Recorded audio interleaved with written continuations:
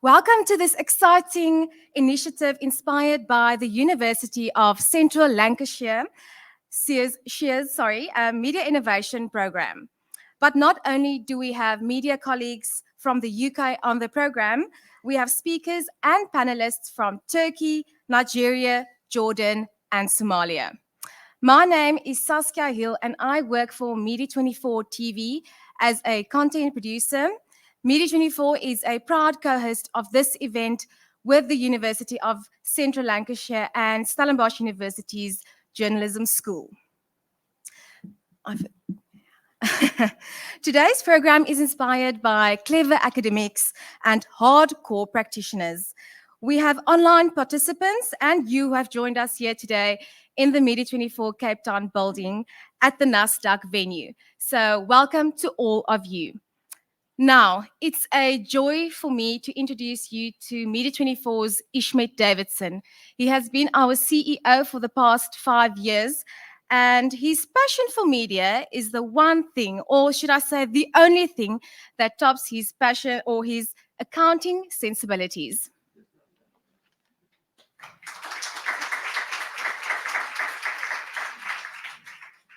Saskia, I was hoping that you were going to say sense of humor or something like that, but I'll take what I can get.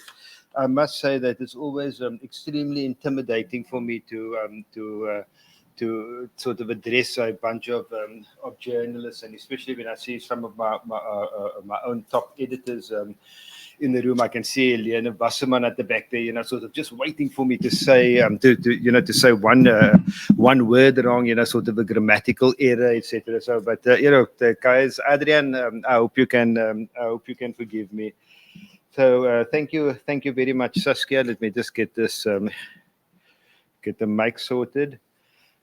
So, where's Isal? Isal Venter, where's Isal? Isal, thank you very much for the opportunity to say a few words of welcome. And also a big thank you to Isal for making all of this happen. And I do have very strict instructions from Isal, who said, wear something nice, say something nice, and don't talk too long. So, how am I doing thus far, Isal? Okay, never mind. And what a day, eh? So thank you to Cape Town for this beautiful weather, which in case you guys haven't, because I was hoping it would actually be the other way around, so you'd be, the sort of the backdrop would be behind me. But in case you haven't seen it, just have a look there. This is Cape Town at its most beautiful, which again, thank you to Media24, we arranged, especially for all of you today. So that's the effort that we go to, or that we went to for all of you. And, talking about warm weather, and on that warm note, on behalf of Media24, I extend a warm welcome to everyone, both in person and online as well. Okay. And then also a special welcome to Dr. François Nel, who's, I extend sorry for 2 seconds here, to Dr. François Nel from the University of Central Lancashire for this initiative, and a special nod to Stellenbosch University journalism professor Herman Wasserman. Now, folks, I've seen this afternoon's program that is basically 3 themes for the forum, and that's relevance, AI, and impact. So if you'll indulge me just for a moment, let's consider relevance of the media. On the 14th of February 2018, the previous president of our country stepped down, or should I say was dragged down or kicked out, after unrelenting exposure for his corruption by the independent press in our country. Of course, Media24, as the largest media business in South Africa, was front and center of this battle for more than a decade. Media24 is over 108 years old, and we are market leaders in both print and digital media in South Africa, but especially so in digital publishing, with about 40 million unique users in a country with 62 million people. And of course, this sounds like a lot of bragging by me, but our reality also has a gloomy side. From a financial and sustainability perspective, our news business, in fact, the news industry in South Africa, and I think it's fair to talk on behalf of large parts of Africa, countries through Africa, we are on our knees. But that said, I believe, and all indications and research show that generative AI presents a massive opportunity to further accelerate the transition of our industry towards its mostly digital future, and for the industry to secure a more sustainable financial future. So briefly on AI in Media 24, we've recently appointed a senior editor supported by our Chief Information Officer, and what our Chief Information Officer refers to as an AI circle of volunteers. I think it's a bit of a cult, but that's not the point. So we have the AI cult volunteers from across our, a circle from volunteers across our business to spearhead the identification and implementation of our AI ambitions. Furthermore, we're redirecting most of our annual training budgets to build AI capacity and to shift culture, especially, but not exclusively, in our editorial operations. I firmly believe that first out of the blocks will give us a huge competitive advantage, but most importantly, with less resources soaked up by mundane tasks, we can instead invest significantly in our AI ambitions. So now that I've clearly mailed our colors to the mast, I look forward to this afternoon session, and I look forward to learning from people who are clearly far smarter than me. Thank you.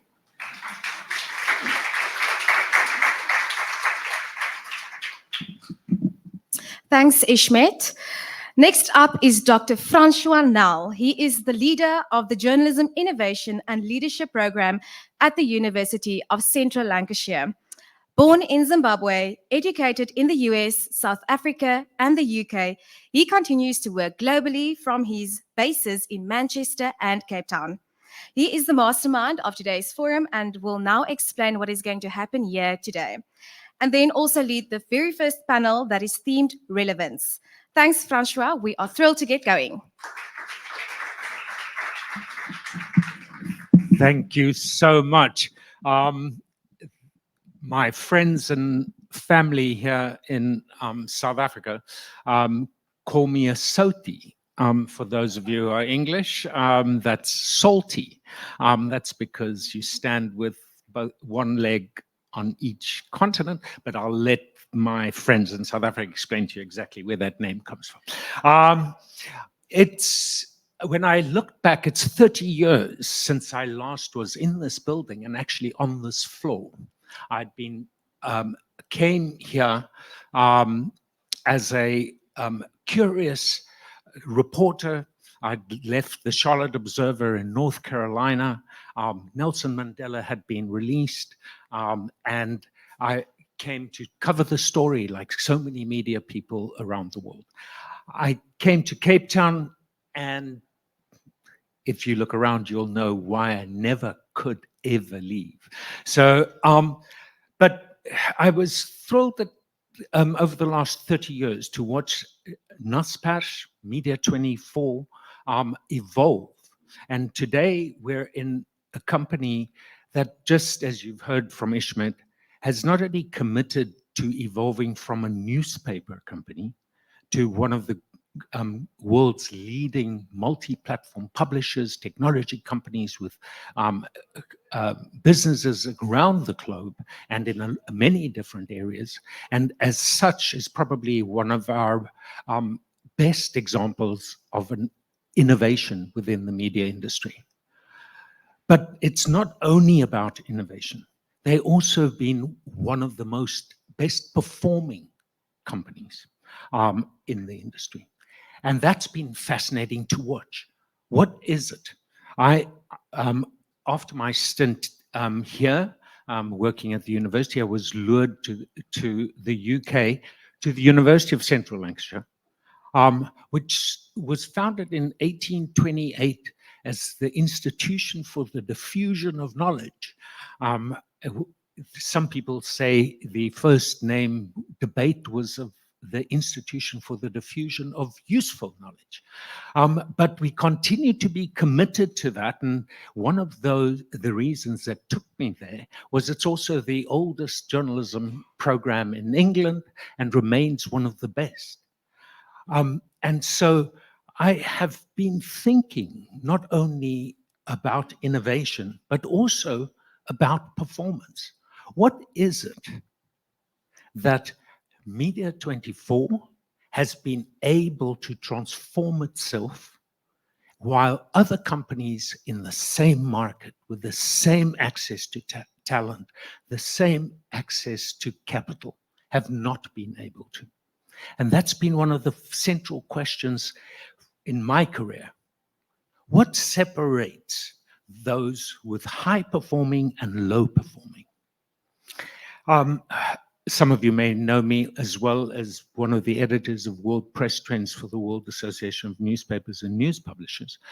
And in that capacity, I've been asking that question. And I've been asking people around the world that question over time. And there's one thing that distinguishes people who are high performing and low performing. And that's the capacity to innovate and be ambidextrous. That means the capacity to replicate and work on a current business with quality and precision, looking at efficiencies and effectiveness, while innovating, taking risks, failing forward, and looking for new opportunities. But innovation, of course, is not simply about having a good idea. It's about giving good ideas legs. And the best organizations know that you need leadership that recognizes that giving ideas legs is an essential part of a leader's task. When I've been asking people and that's hard, that's really hard.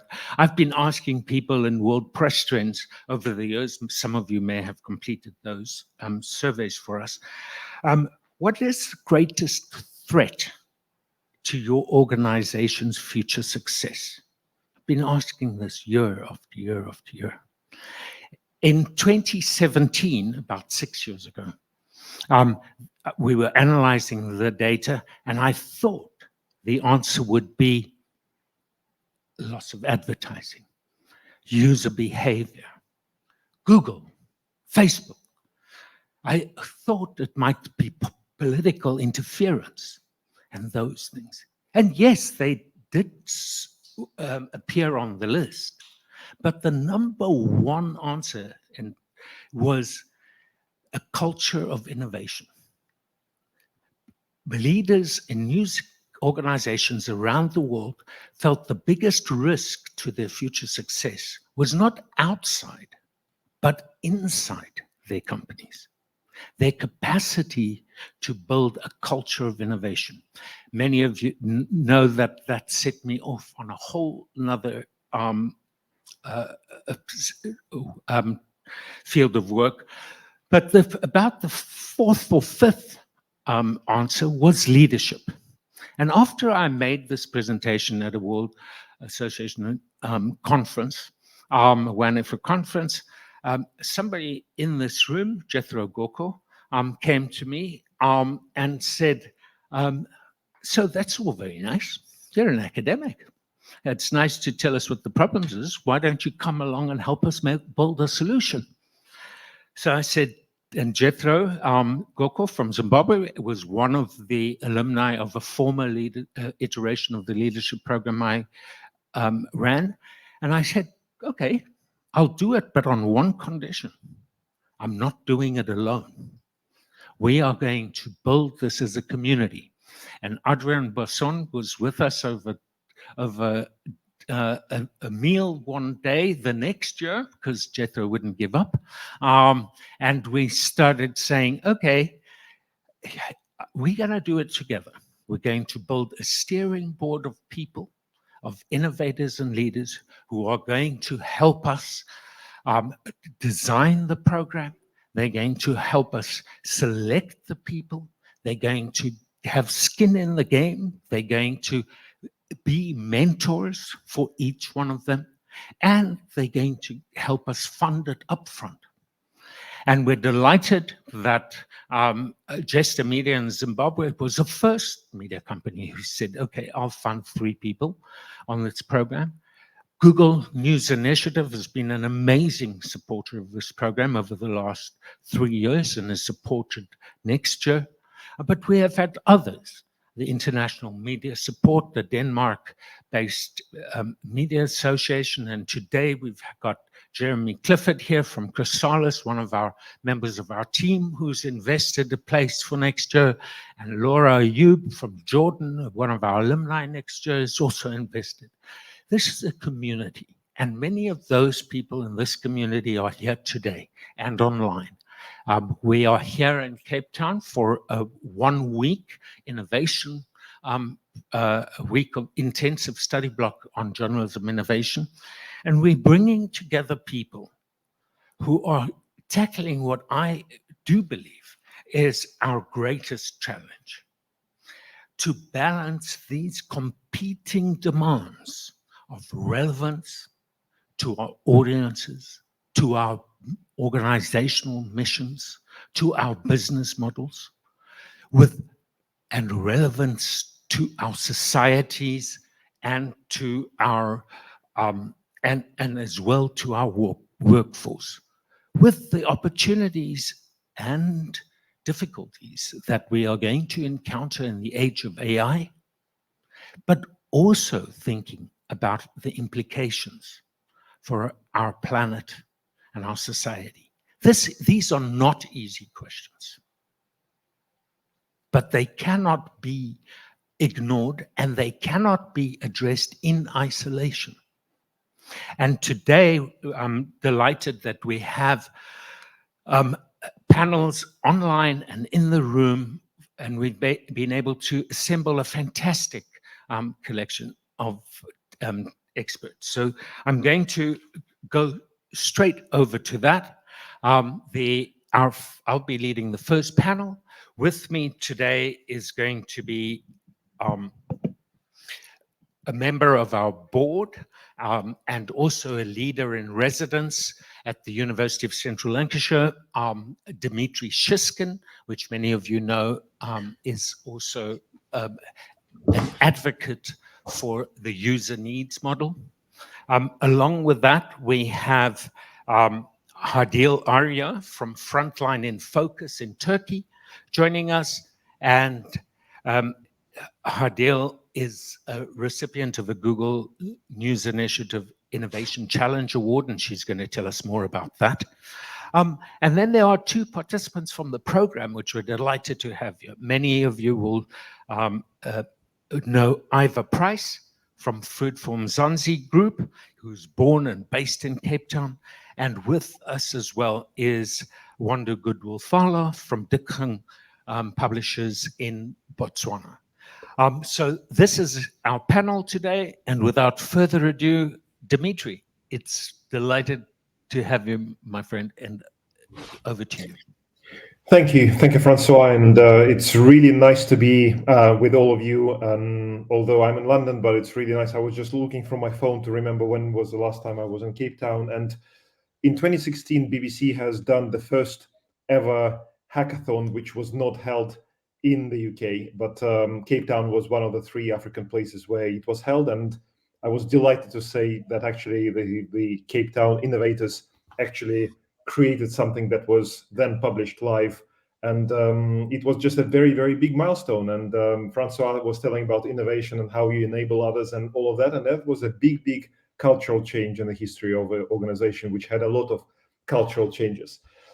I'm here to talk very quickly about one of the things which initially was an experiment at the BBC many, many years ago, maybe 6 or 7, and suddenly has become a trend in the sector. And if you have not yet been exposed to this trend, maybe after this 10 minutes, you will be able to at least have a conversation about this and maybe consider it for your own newsroom. So I will share my screen. You will hear me for about maybe 10 minutes, and then we'll have a conversation about this afterwards. So I'm going to share my screen now, and then let's present. Share screen.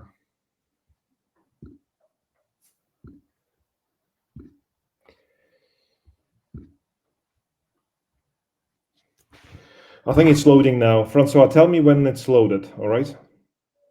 It should be already on the screen, right? Yeah, okay. All right, okay, well, I'm starting my 10 minutes. So we'll talk about, we can talk about all the innovation in the world, and we can talk about all the new technologies that are coming in and all of that type of stuff. But ultimately, if you are creating the wrong type of content, if you are not able to actually connect with your audiences on and build trust with it, and by building trust, what I mean by that is that if you're not able to actually occupy a meaningful place in their lives, then there is no business model that can actually sort you out, frankly. So the user needs model has been at the heart of actually building much more resilient relationship with between the publisher and the audience. And I'm going to just go very, very basic introduction and kind of the latest on what we have done with this model. So all of these things in terms of who am I, and Francois has already introduced me. I'm kind of a big believer. I call myself a collective evangelist and an enforcer of user needs model in digital publishing, but I worked with the BBC for a long time, and I worked with non-media publishing organizations, so in Culture Trip, in travel, and I genuinely have been a consultant for about the last 3 years, consulting people on all things about digital and tech when it comes to both media and tech companies, actually. And I will start with this. Just bear this in mind and maybe write it down somewhere. This question, a $1 million question, which every media organization needs to ask themselves: what will change in the audience's lives if you were to disappear tomorrow? Like, why do you exist in the market? Tell me. If you don't understand why you exist in the market, if you don't understand what your audience's user needs are, then you will not be able to really build a meaningful relationship with your audiences. Look at your mission statements. Look at the reason why you exist in the market, because your mission statement needs to reflect the needs of your audience, and your why and your audience's why needs to be the same. They need to be the same. And as I said, it doesn't really matter whether you are a subscription-based business or an ad-based business. If you don't have engagement with your audience, and your audience doesn't really engage with your content, then your business strategy has a problem. So the question here is that if you're actually working on digital, it's very easy. Well, I'm saying it's easy, but it's not hard to actually get the attention of the audience, because the audiences are so vast and so big. The problem is you need to operate between the axis of A, focus, and B, quality. You really need to be on the intersection of those two things. The problem is that not all newsrooms are either able to maintain the focus within the niche they want to occupy, or they're actually producing not the highest possible quality to their niche. And because of that, the result is that their content is not that much needed. You probably have seen this slide sometime before. This is a very famous slide from 2017 when BBC has created this idea of a user needs model, that there are 6 reasons why people consume news. And it has been so popular that you can see on this slide, you can see the picture of the 6 user needs printout that I have traveled to all those places in the world. And when it comes to Africa, obviously, BBC launched 3 big teams, new teams in Nigeria. We had a big operation in Kenya as well, for East Africa, obviously a base in Johannesburg as well. I even wanted to create an NFT out of that printout because it basically was everywhere around the world, but I couldn't because it's a BBC copyright. However, BBC as a public service organization has done a really great thing for the rest of the world, because suddenly now everybody in the world are using the BBC model, or they build their own models based on what BBC has come up with. So what you see right now in front of you, you see a collection of lots and lots of different logos of different companies, international, national, local, regional, niche, doesn't really matter. What unites them is that they all created their content strategy based on user needs idea, meaning that you are creating content that satisfies a particular user need before you commit to commissioning it. And that's a real big problem for a lot of organizations, because if you don't understand what the user needs are, you don't have a focus, you don't actually have, you're not able to succeed. Why? You don't really need to go very deep into those presentations and all of those slides here, but what you see is that on all levels of media operation, The problem is that majority of media organizations actually produce the content that is not needed by people. And I'm not saying the topics, I'm actually seeing how you treat your content. So you might be creating a lot of update me stories, but actually give me perspective or educate me stories are much more popular for your audience. Or update me is really, really important for your audience, but at the same time, you are completely ignoring inspire me content that is very, very popular and very needed from your audience. Again, what I'm saying is that it doesn't need to be reflected on individual topics that you cover. It needs to be connected to the mission of your organizations overall.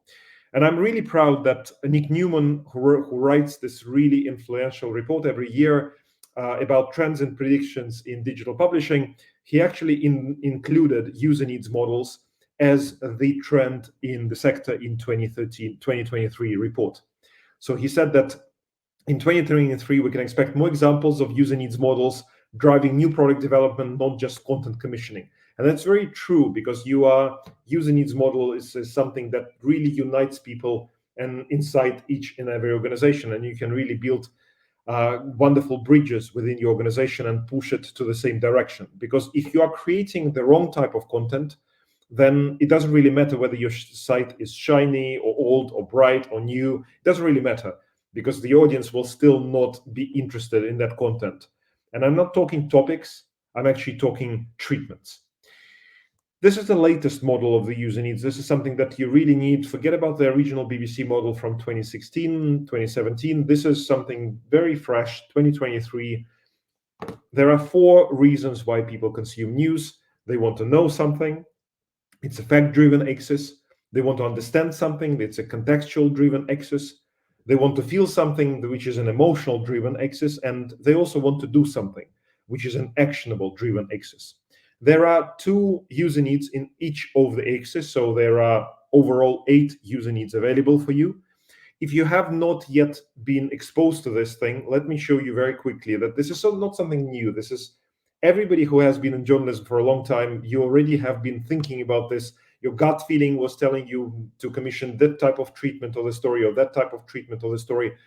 But this approach really productizes it. Like, you really need to understand, this is an educate me story and I need to cover it like that. Or this is an update me story or help me story. Or this is a divert me story. And surprise, surprise, New York Times has their own model. When Murdoch announced his retirement, I immediately went to the homepage, and you can see that there are immediately update me stories and educate me stories, give me perspective stories, inspire me stories, all based on the same story that otherwise will be normally commissioned or covered as an update me story. But actually there are other angles which are very, very important to build trust with your audience, because otherwise you are building something, you are creating something that the audience doesn't really need. The same thing with the BBC. I went to the BBC website, the same story. You can see that actually the breadth of the coverage, they have chosen to create educate me stories and give me perspective stories and divert me stories and keep me engaged stories, all of that. Well, you know what, I'm not sure about you, but I really loved Barbie movie when it went out, and I actually plotted some of the Barbie stories, the way it was covered by the BBC, on the 4 axes of user needs. And there are indeed factual stories, there are contextual stories, there are emotional stories, and there are actionable stories as well. Why am I saying that it's so central to building trust? If you are creating wrong type of content, you're not going to be able to connect with your audience in a meaningful way. I'm not saying forget about fact-centric storytelling. I'm not saying that at all, because we also know how important it is, journalism is for world's democracy and keeping powers that be to account and all of that.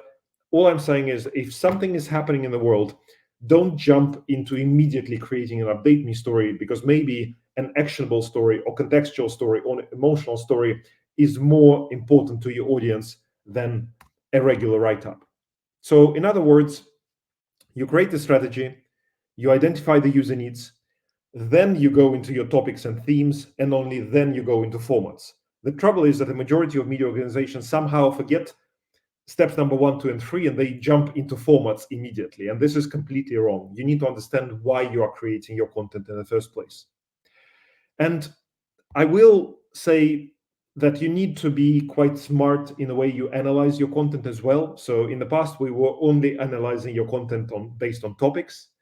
Then we started analyzing the content based on the formats. Once you start adding the user needs into that equation, your ability to actually commission things becomes much stronger and much more nuanced. And because of that, you will be able to actually create those types of takeaways, which you see in front of you right now.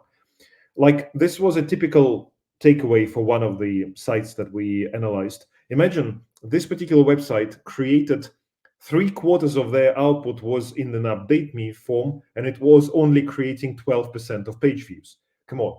Or, for example, Educate Me was the least used user need for that particular organization, but it actually has the highest percentage of loyal readers. Question is, does this organization create Educate Me content in a way that is satisfactory and interesting to the loyal readers? And so on and so forth. Every news organization will be different, but I can guarantee you, based on my knowledge of the last few years of working with user needs, every single media organization that is doing its analysis based on user needs always will find 5 or 6 actionable takeaways to make your output even more relevant and more trustworthy and more connected to the audience. Ultimately, it's not about the topics media chooses, it's about the way they do choose to cover those topics. It's really important. So you need to write about what you consider to be the most important things, but you need to write it in a way that makes sense to the audience. Only then the trust will start growing. Actually, I will put something in the chat afterwards for everybody afterwards, but if you go to the website userneeds.smarttalk.com, you will be able to actually copy and paste your own articles that you write. Press the button, it will analyze what kind of user needs this article is covering. And believe you me, the most important thing for you is to have one of those 4 axes in front of you, which you see right now: know, understand, feel, and do. One of those 4 axes needs to have more than 50% of the article, because otherwise you don't want your articles to be kind of be all and end all. You don't want to be writing articles that basically kind of satisfy a little bit of everything, at the same time satisfies nothing. To finish this off, I will just say, if you want to satisfy your audience's content needs creatively, consistently, and strategically, only then the growth will come. So you really need to be creative how you do it. You need to be consistent in your approach, and more than else, you also need to be strategic. So remember my point about connecting your user needs to your mission statement absolutely stands. And I will finish with just this one slide again. Remember, what will change in your audience's lives if you were to disappear tomorrow? It's a very, very honest question, but you need to ask yourself that. If you don't understand why you exist in the market, there is no point of you trying to build any meaningful relationship with the audience, because you won't have an audience in the first place. So thank you for listening, and looking forward to having a discussion about this afterwards.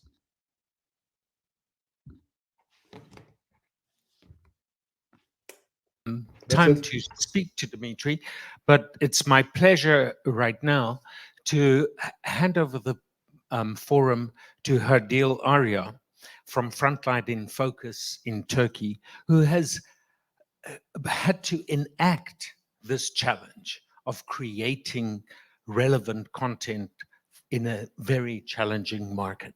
Herdil, thank you very much for joining us today. I understand we're going to get your presentation online, pre-recorded first, and then we'll have an opportunity to speak to you. Okay, thank you. Hello, everyone. Fantastic. We're going to run Herdil's presentation and now. My name is Herdil Arja. I'm a journalist with more than 17 years experience. I'm the co-founder of Frontline in Focus, a media agency. We produce regular content. Besides this, we produce VR and AR stories from conflict zones, especially from Syria. I'm gonna show you my presentation now. Frontline in Focus XR, bringing the front lines to your screen. Is it acceptable to stop covering the ongoing war in Syria just because it's a prolonged conflict and the audience isn't engaging enough with the content from there? Is our role as a journalist to focus on major events and then forget about war zones, even if there are millions of victims? Why don't we hear more about people affected by long-lasting wars in the news when AR and VR can put us right in their shoes and make us truly understand their lives? That's what we have done. We are a team of journalists who believe that conflict coverage should go beyond breaking news and major events like earthquakes or massacres. Our commitment is to shed light on daily life and stories from areas like Syria, Libya, and Ukraine. We believe that technology has a significant impact on this. In addition to producing regular content for NGOs and media platforms, we use VR and AR to tell stories from Syria.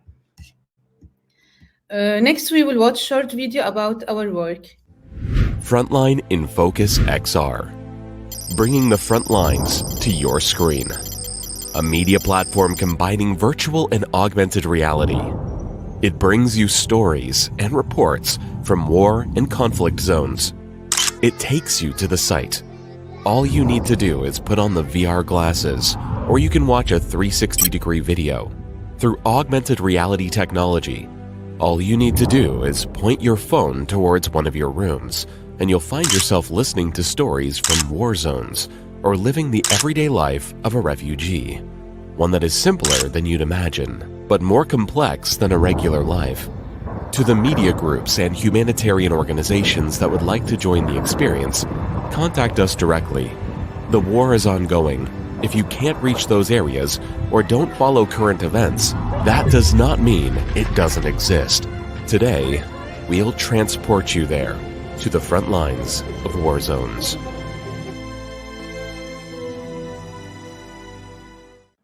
We used VR and AR to share the stories of a cat lover with a shelter for thousands of cats in Idlib, Syria, and the story of Muhammad, who lost his home after earthquake in Syria, and now he lives in a tent next to his destroyed house.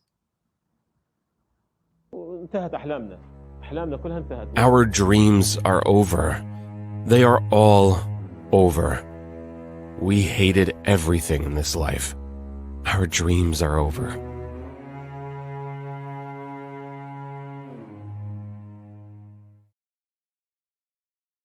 To mention that each story is here in the presentation has a QR code.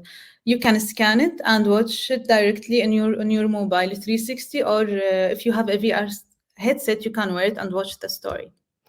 So next, it's not their fault if the media can't amplify their voices. The voice of Jum'a, he is a very talented bouzouki player. He lost his dreams to become a famous musician. And the story of Abu Khalil, who lives only 300 meters away from his house. He can see it, but he can't reach it.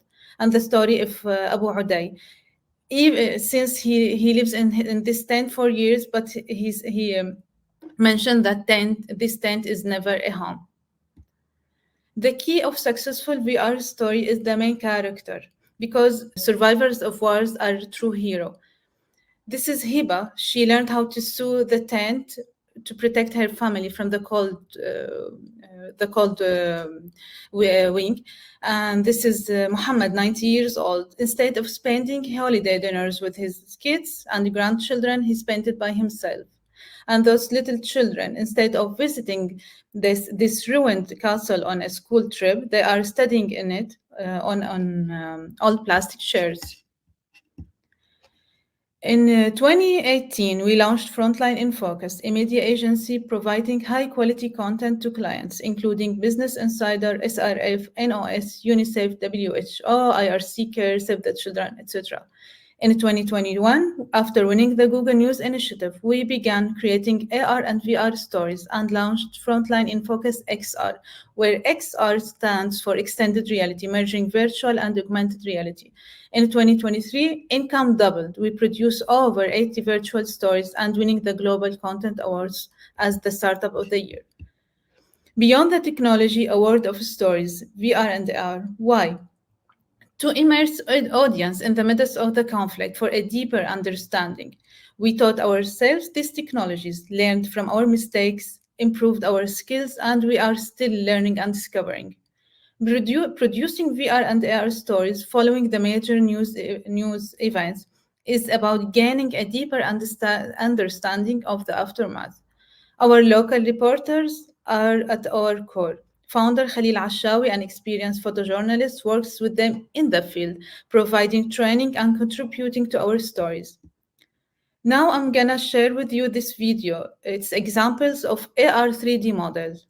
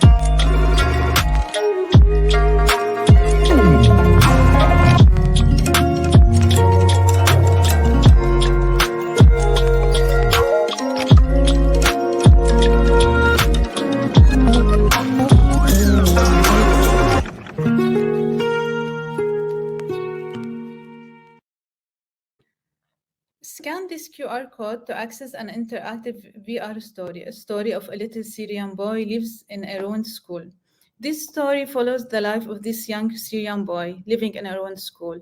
As you explore, follow the arrows to navigate through his school, his classroom, where he sleeps, eats, and even showers. Wearing a VR headset allows you to move through the story by simply looking at arrows. It will transport you to different locations in this experience. Challenges involves limited access to equipment and infrastructure, along with ensuring safety for journalists and affected communities. The high cost of VR and AR technology, combined with limited donor and funder understanding, present barriers to this audience. Some people don't know much about VR and AR yet. But on the other hand, we are attracting new audience. A younger generation already understand it. Solution, what we do? Funding, we sustain our work through consistent content delivery to our clients. Publishing articles in international journalist network regarding VR media, collaboration and teaming up with different platforms such as Tiny Hand, and we are ready to collaborate. Years ago, newspapers were here to stay, but online media took over. Also, we believe VR in media is the future, and it's already shaping how we experience stories today. So now I'm going to give you a quick overview of a private service we offer, Live VR Experience. This service for people interested in conflict zones like Syria, who can't travel there. Journalists, for example, can use a VR headset to be part of the action from their office. That will help them to build their story. They can ask questions and do live interviews. And we did this with the humanitarian workers and journalists. I'm going to share with you some of their testimonials. Kate McAllister, humanitarian worker, she said, "It was amazing for me to know that there is a way to be in the field while I'm in the office." Huda Osman, executive editor at Arish, she said, "This is not just it's not helpful to complete a story you are already working on, but also to come up with the new stories and understand the context." Daisy Mohar from NOS, she said, "This is an incredible technology. It really helps journalists to feel that they are there in the field." Ghaith Ramo, he said, "Exploring the historic site through the VR give me a mix of nostalgia and heartbreak." Thank you so much for your time and thank you for your attention. Please feel free to reach out for any questions or any additional information. Thank you so much, Hadil. Really appreciate that. Innovation happening in some of the most difficult parts of the world with some of the most difficult stories to tell. But fundamentally thinking about how can we remain relevant? And Ivor, I want to turn that over to you because you've picked a really difficult area as well, moving away from a big media company safety net to start up your own businesses with colleagues. Food for Nzansi, looking really at the user needs of the agricultural community. Tell us more about that. Yeah, thanks, François. It's great to be back in this lovely building. I think it's where I grew up. It's lovely seeing so many ex-colleagues here. It all started, I guess, in the early 2000s, 1999, when I first entered this building, and it's been a great source of inspiration and continues to be. Food from Nzansi turns 5 tomorrow, so it's been an incredible journey as a digital news startup, now reaching sustainability. And I was listening to Dimitri's presentation earlier, and I think a game changer for us was actually implementing Dimitri's user needs model just more than a year ago. We took it not just to editorial, but every part of the business. And I remember, if we could rewind 3 years ago, when we were an even smaller team, we first won Google's Innovation Challenge in Africa and the Middle East. And that made me realize that you don't need to be big to innovate. So how do we foster a culture of innovation and adaptability in our newsroom and across our organization? And actually, now that I've written it down, it's not rocket science. It's a few practical things, many of which I learned in different parts of my life and companies I worked for. The first thing we do is we encourage a culture of experimentation and creativity within the newsroom. It's easier when you only have 25 people on staff. It's easier to experiment, and it's okay to fail. I guess it's more difficult if you're a big corporate and there's a lot more at stake, but it's okay to fail. We actively encourage that. We've also taken the decision not to go back to the office in the last year after COVID-19, but we do expect everybody to either dial in, even in other parts of the country, or if they're in the Western Cape, to come into the office on a Tuesday, specifically for innovation meetings. So generally, we spend half a day brainstorming new ideas across the board, different departments, from editorial to business administration. It's a compulsory thing. It's the only thing we ask people to actively participate in. There are a couple of ground rules which we've developed, particularly over the last year. Some of the biggest game changers and innovation ideas have come from the people and the departments we've least expected it from. For example, the nerds, as I like to call them, in the department, and that's something they love. The graphic designers, the product people, web developers, they've had some great ideas that created revenue for our business. Our office administrator has come up with an idea that generated 20% of our revenue last year. So I think it's a mistake to think the way I grew up in journalism, that some of the brightest ideas come from journalists only. That is simply not true. It's been a big mind shift for me. It took me at least 2 years to drop the print think, I think, that is built on the notion that journalists are the alpha and the omega of the media industry. Instead, I found an interdisciplinary process to be more better for innovation. We also foster open innovation channels, or we try to, where staff are allowed to share ideas, crazy ideas, without fear of judgment. This is also difficult because often colleagues suffer from imposter syndrome. They're scared to speak up. They're scared that they're going to be judged on, that the idea is going to be too big or too small. And I must say, as a business owner, often it's difficult and excruciating to sit through some of it, but I have to, because that's the rules we set for ourselves. And even if it doesn't work right now, even if we decide to park something, there's always an idea born from it that works well. The last thing we do, I think, as part of this vision to culture, to foster culture of innovation, is to embrace emerging technologies and tools. We encourage staff to adapt, to learn. In South Africa, we've got a famous sports minister, Fikile Mbalula, who's got this famous quote. He says, "We fear Foko." And it's a bit of a crude way to say that we don't fear new technologies. What I found is when regenerative AI, for example, when that came around, half the team was extremely scared of job losses, etc. We talked them through, and just last week we had another session on AI, and we started to implement it, not on the editorial side, but on the business side. We see how our revenue has increased just in the last 3 months. That hasn't been scientifically studied, but all of a sudden, the sales force can write proper emails and do presentations.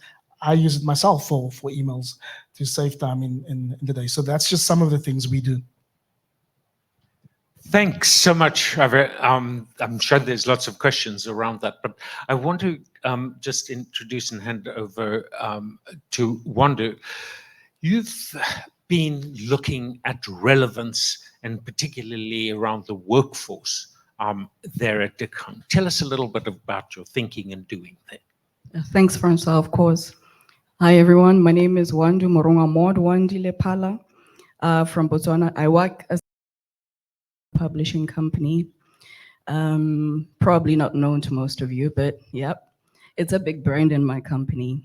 And as a big brand, there is a complete keenness, I would say, to implement strategic ways of investing in enhancing talent within the newsroom, which goes to say that there's issues of talent management as we're dealing with more and more journalists being too occupied with meeting deadlines, however, not able to be available for, going for courses, not being available to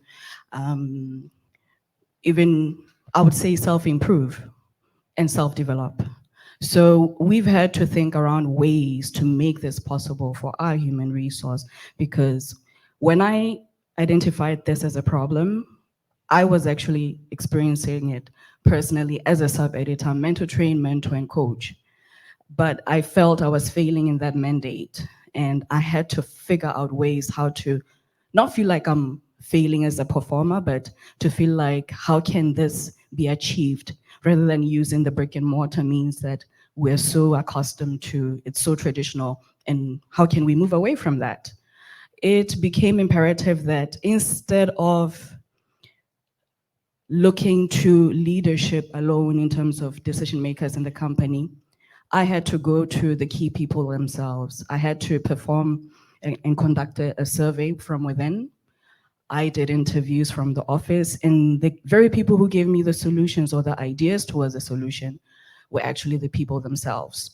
Already in one of the interviews, one journalist had to drop out of a program because he felt it wasn't worth it. He already is a journalist. What's the point of me continuing in pursuing a program in anything related to journalism? Therefore, he didn't find it something that was worthwhile. Why? Because I didn't have the time. I have to figure out other ways to create revenue streams for me and my family. Oh, okay. Then it extended to looking through different individuals in different departments that make up the company. It seemed like there was a common thread where everyone seems to embrace the idea of digital and innovation. However, it seemed like the company is a little slow. The people, as in mindset-wise, they're pretty much ahead of the organization, but now it's time for the organization to catch up. With the survey, I did discover that journalists are willing to be trained. Therefore, to meet the demands of the competitive space where news and print are not doing so well, we, like everyone else, have moved into the digital landscape. However, it's not enough to produce news. It led to the idea of, okay, maybe to reduce the reliance on news content, what else can news houses or media houses do? And for me, that was using the very same talent within the newsroom to create courses that the talent itself can be the ambassadors for. At the end of the day, if the company can look at it from a two-pronged angle, where is incentivize your workers while you create a revenue stream, why not? it seems the idea has landed, and right now we're moving towards creating solutions that rely less on news content, of course. Thank you very much. This is one of the applied learning projects that Wando has been working on as part of the program. Somebody inside an organization really thinking about the user needs of their own talent and balancing that with the demands of sustainability. But I wondered if Dimitri is still on the call, because I wanted to turn to you, Dimitri. This notion that people are wanting to change and fulfill the needs of their audiences, but you needing to train talent in the newsroom to be able to understand that and to meet those things. You've been working with a lot of different organizations in that space. Tell us what you've observed and what you can offer. Thank you. It's not a rocket science, as we see. The user needs are just editorial treatments of digital content, and it's not as if we are. Sometimes consultants come and bring 100 slides and nobody really knows what to do with them. Here, everything is fairly straightforward. All we're saying is that newsrooms need to be mindful that some stories should be told a little bit differently. And this is, again, as I said, this is nothing new. The only thing is that nobody really productized it before. Nobody really has thought about this. That when you go into morning meeting, the conversation, well, we'll do that story and we'll do that story and we'll do that story. No, but you need to be a little bit more specific than that for the benefit of your audience. So point number one, you really need to start small all the time. You really need to be, instead of introducing it to the level of the whole organization, maybe introduce it on a level of one section and be consistent about this. And I said, creatively, strategically, and consistently, right? You need to remember that it doesn't work if you only will do it once or 2 times or 3 times. You really need to see the change across weeks and months and quarters and things like that. So that's point number one. Point number two, you relax your stakeholders by explaining it to them that you are only showing them that this is ultimately the user's prerogative, either to use us or to go elsewhere. And if we want to engage people, we need to do something about it. And you really need to relax them by saying, you have been doing the journalism. I'm not here to teach you journalism. You know your stuff very, very well. All I'm saying is that maybe one angle of the story should be prioritized over the other. And that helps a lot.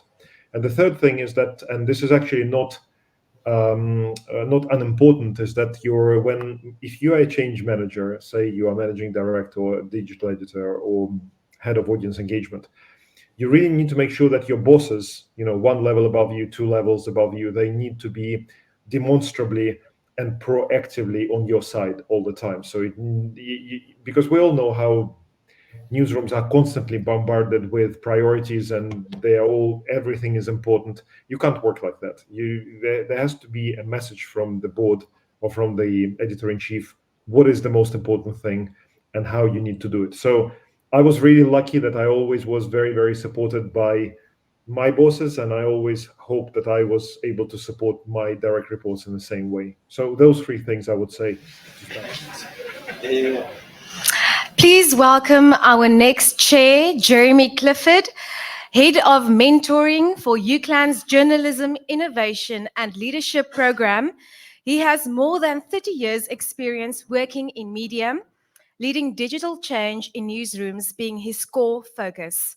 He is also the co-founder of a consultancy partnership, the AI Collective, helping newsrooms to understand how they can integrate artificial intelligence into their workflows. Thanks, Jeremy. Hey, thanks, Saskia. And good afternoon, everyone. Got a fantastic introduction from Francois and the first panel. Some really insightful stuff. So hopefully we can live up to the bar that's already been set. So today we stand at the crossroads of a technological revolution. And the panel that we've assembled today will help us to delve into really the subject matter, which is as controversial as it is transformative, and that is AI and its impact on journalism. So the subject of today's session is going to be about how AI, whether it's an opportunity that we cannot afford to miss? Or is it the greatest danger and threat that journalism is facing today? And we're already seeing that around the world, we have media houses acknowledging and now beginning to experiment and explore the opportunity of AI, which are both great and also fraught with challenges as well. So without further ado, I want to introduce the panel that I have. Online, we have Lisa McLeod. Lisa is, many of you here will know her, of course, from her background at Media24. She's now Director of FT Strategies and Head of EMEA. She leads transformation projects in newsrooms around the world.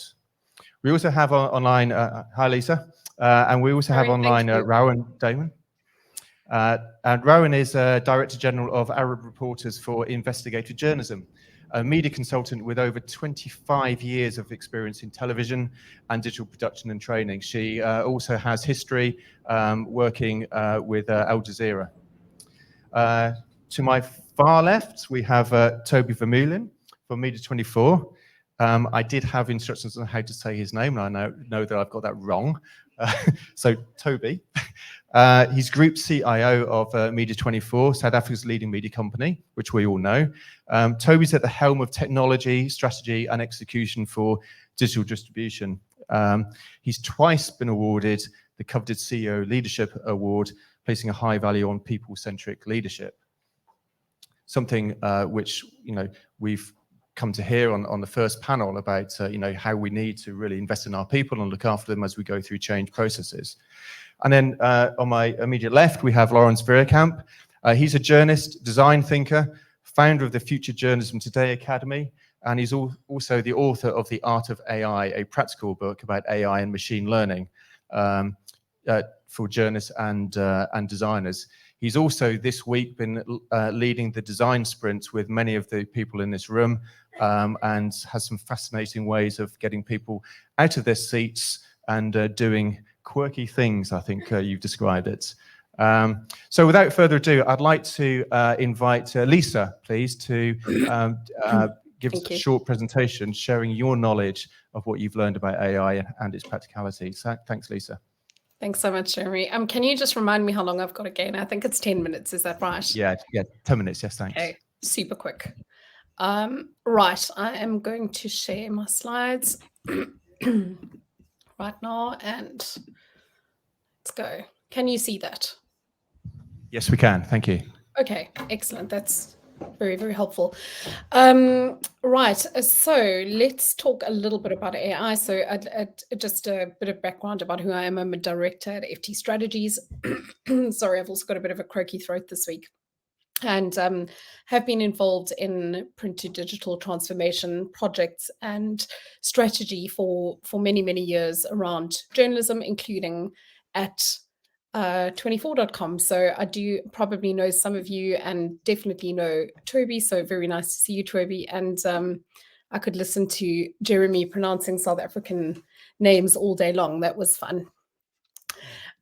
So what we're going to talk about today is a little bit about AI and where it sits in our ecosystem and in our universe. And I'm by no means an expert in AI. I think along with everybody, we are learning. We certainly, my team at FT Strategies are learning rapidly about different kinds of AI, what it means, and particularly what we're talking about today, which is what it means for the journalism industry specifically. So we can start by thinking a little bit about this hype cycle for artificial intelligence. And as you can see at the top of this little hill over here is generative AI, which is really what most of us understand best right now, which is how to use AI to generate content or to generate images. And that is really where we're sitting at the moment in terms of our pedestrian understanding of what AI is and where it fits into the world.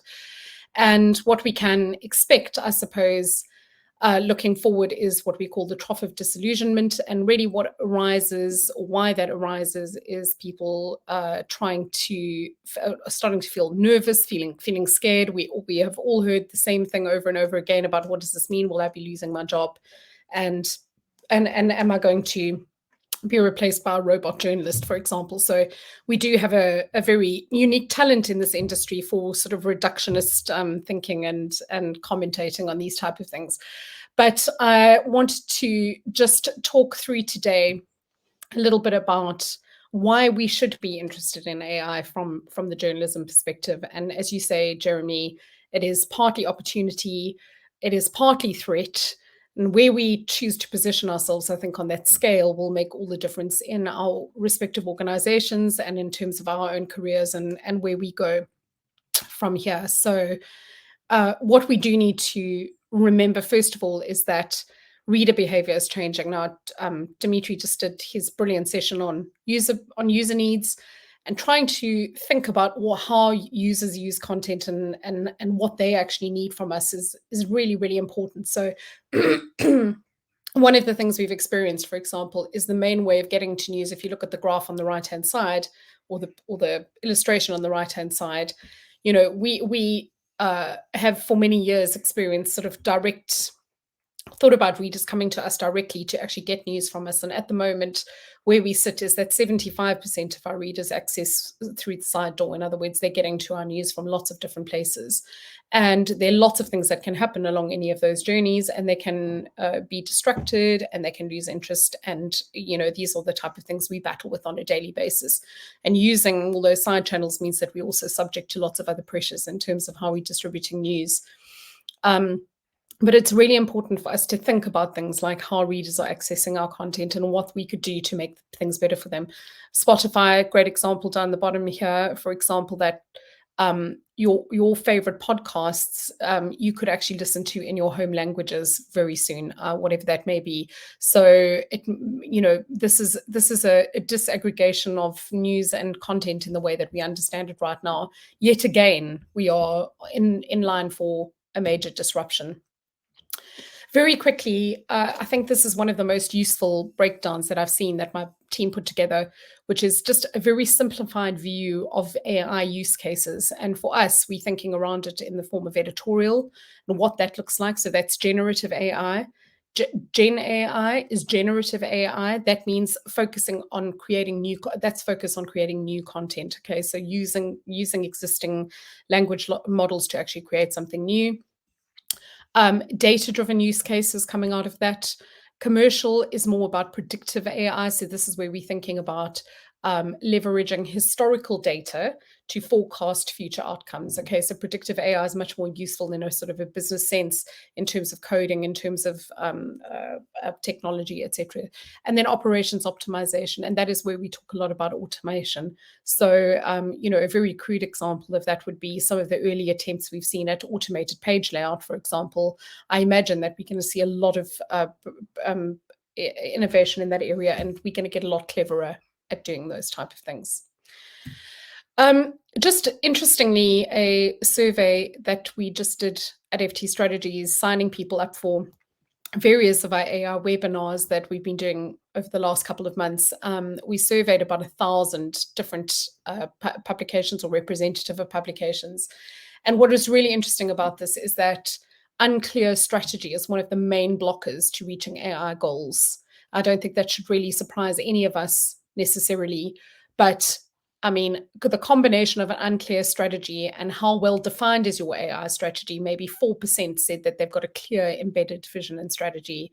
That just gives you an idea of where we are. We are really floundering around at this stage in terms of what we can and can't do and what might work and what might not work. So a lot of work to do. But underneath all of this is remembering that we do need to keep in mind our values and bear in mind what our editorial rules and regulations are. So just give me 1 second, sorry.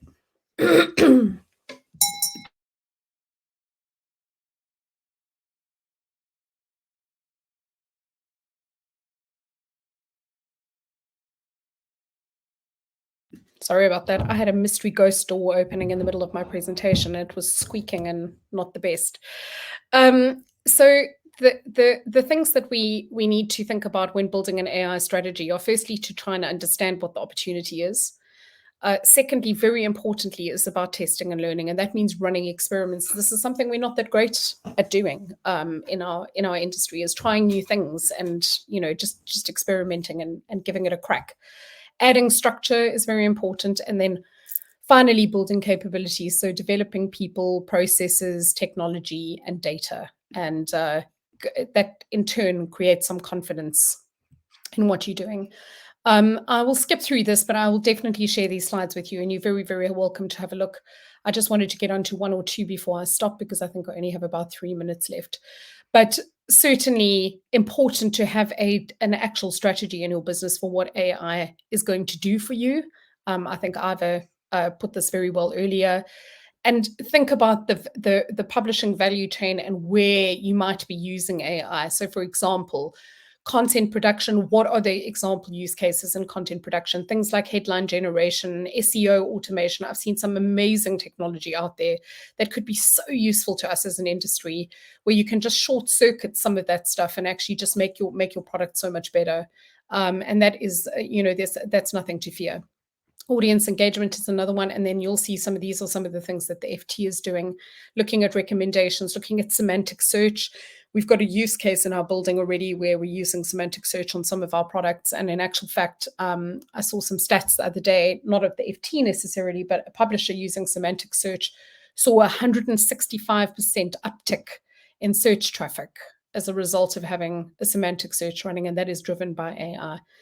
Monetization, obviously, things like churn propensity, so retaining customers, dynamic pricing models, and then internal operations. And Toby, I'm sure you'll talk about this, coding efficiency meetings, for example, how to do things more efficiently. I only have 1 minute left, so I'm just going to end with a couple of use cases which publishers are using to explore things, because I think it's useful to just contextualize how AI could actually be used. One of these is express.de, that's a German publication, is using a tool to conduct research and summarize results, enhancing the speed of content creation. For example, Media Hastes is out of Belgium, is developing a tool using large language models to help staff search through internal documents. This is vitally important thing to cut, to short circuit, wasted time, for example. Time magazine ran experiments using ChatGPT to generate quizzes from its archive of current affairs news. BuzzFeed, again, as you know, generates quizzes, infinite variations of quizzes, and they're using AI to facilitate that.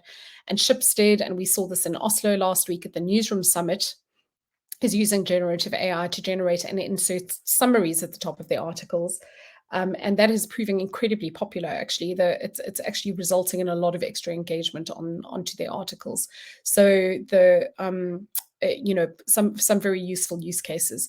My last word on this, and as you can see, I have quite a number of other slides which I'm very, very interested to share, but you can have these to look at in your own time. I just wanted to say two very quick things. Number one is that I think we are really at risk of going into this with a sense of fear around our jobs and our industry. And I have definitely seen this movie before, and that was the move from print to digital. There's been so much fear around digital and digital working and digital management that we all became completely paralyzed. I'd love to say this has stopped, but it hasn't. It's still ongoing in this industry. Paralyzed with fear, and we immediately go into a really, really protective state and don't open ourselves up to the possibilities. This is an opportunity for us to really think about how we might do our jobs better and how we might actually spend some more time doing added value for our readers and thinking more about what our readers want, less time thinking about really, really, really overloaded processes that take up an enormous amount of intellectual time and energy. And then the second thing is just to remember that AI, generative AI, can only work on things that already exist in the public, that have already been published and already exist. And our job as journalists is to create new stories, new journalism, to write about new things and to innovate and to think about new things and to put that out there. So really, the question is not about us being taken over by robo-journalists, because robo-journalists cannot think. They can only take what we have already created as humans and repurpose that in a way that makes it useful. So just maybe when we go into the conversation, let's just bear those two things in mind about how we're thinking about this. And I'm going to stop talking and sharing right now. Lisa, that's brilliant. And as usual, you're bang on time. Yeah. I don't know if you do that every time, so that's brilliant. Really inspiring, and hopefully, her introduction there shows that how you can put people's minds at ease about how to get involved with AI. And indeed, a lot of people are still very much at that working group stage, and wondering what they need to do, and your advice around strategy can't be more relevant. So thanks for that, Lisa. So I want to introduce Rowan now, who has many years of experience in journalism, and is now in investigative journalism and is using AI. So Rowan, I wonder if you could share your presentation with us next. Thank you very much. I think it fits very much to come after Lisa in this, because let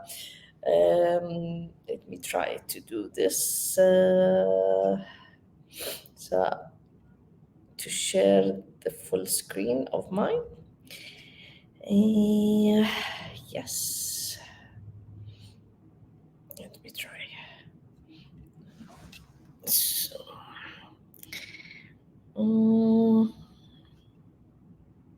trying to do this, but let me, my computer.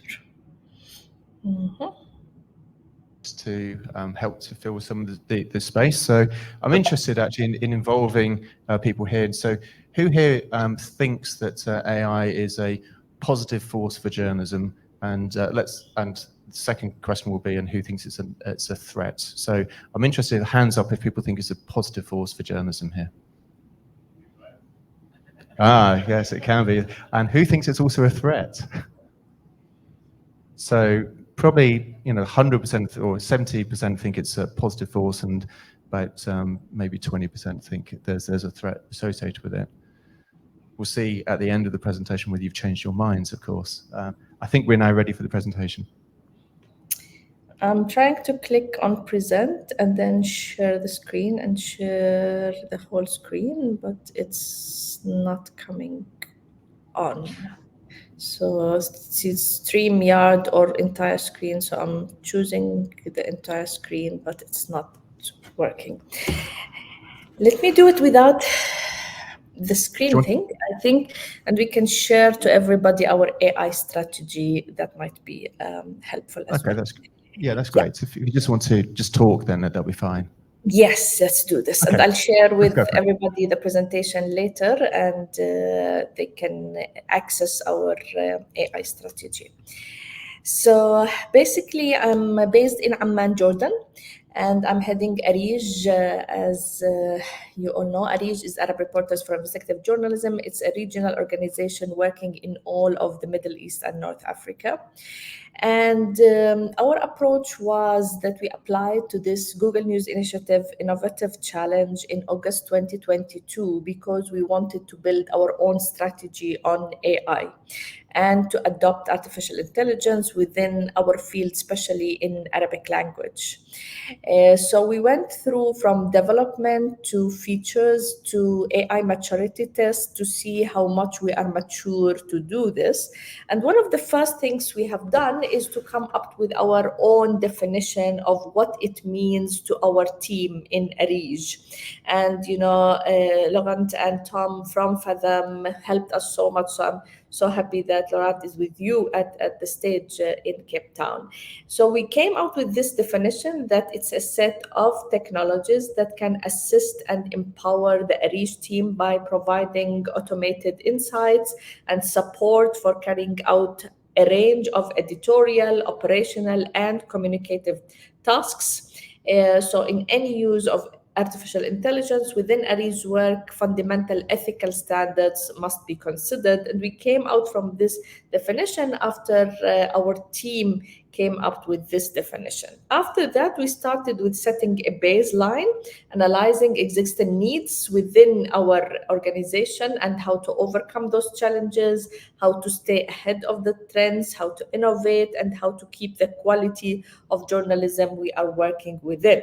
So basically, the strategy and the action plan came out of research and initial prototypes.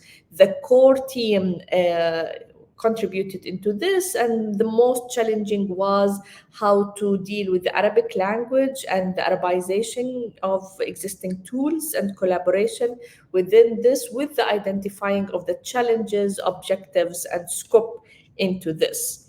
And it took us around 8 months to come up with our strategy that is available only in Arabic language, and we meant it to be in Arabic because that's the huge gap into this.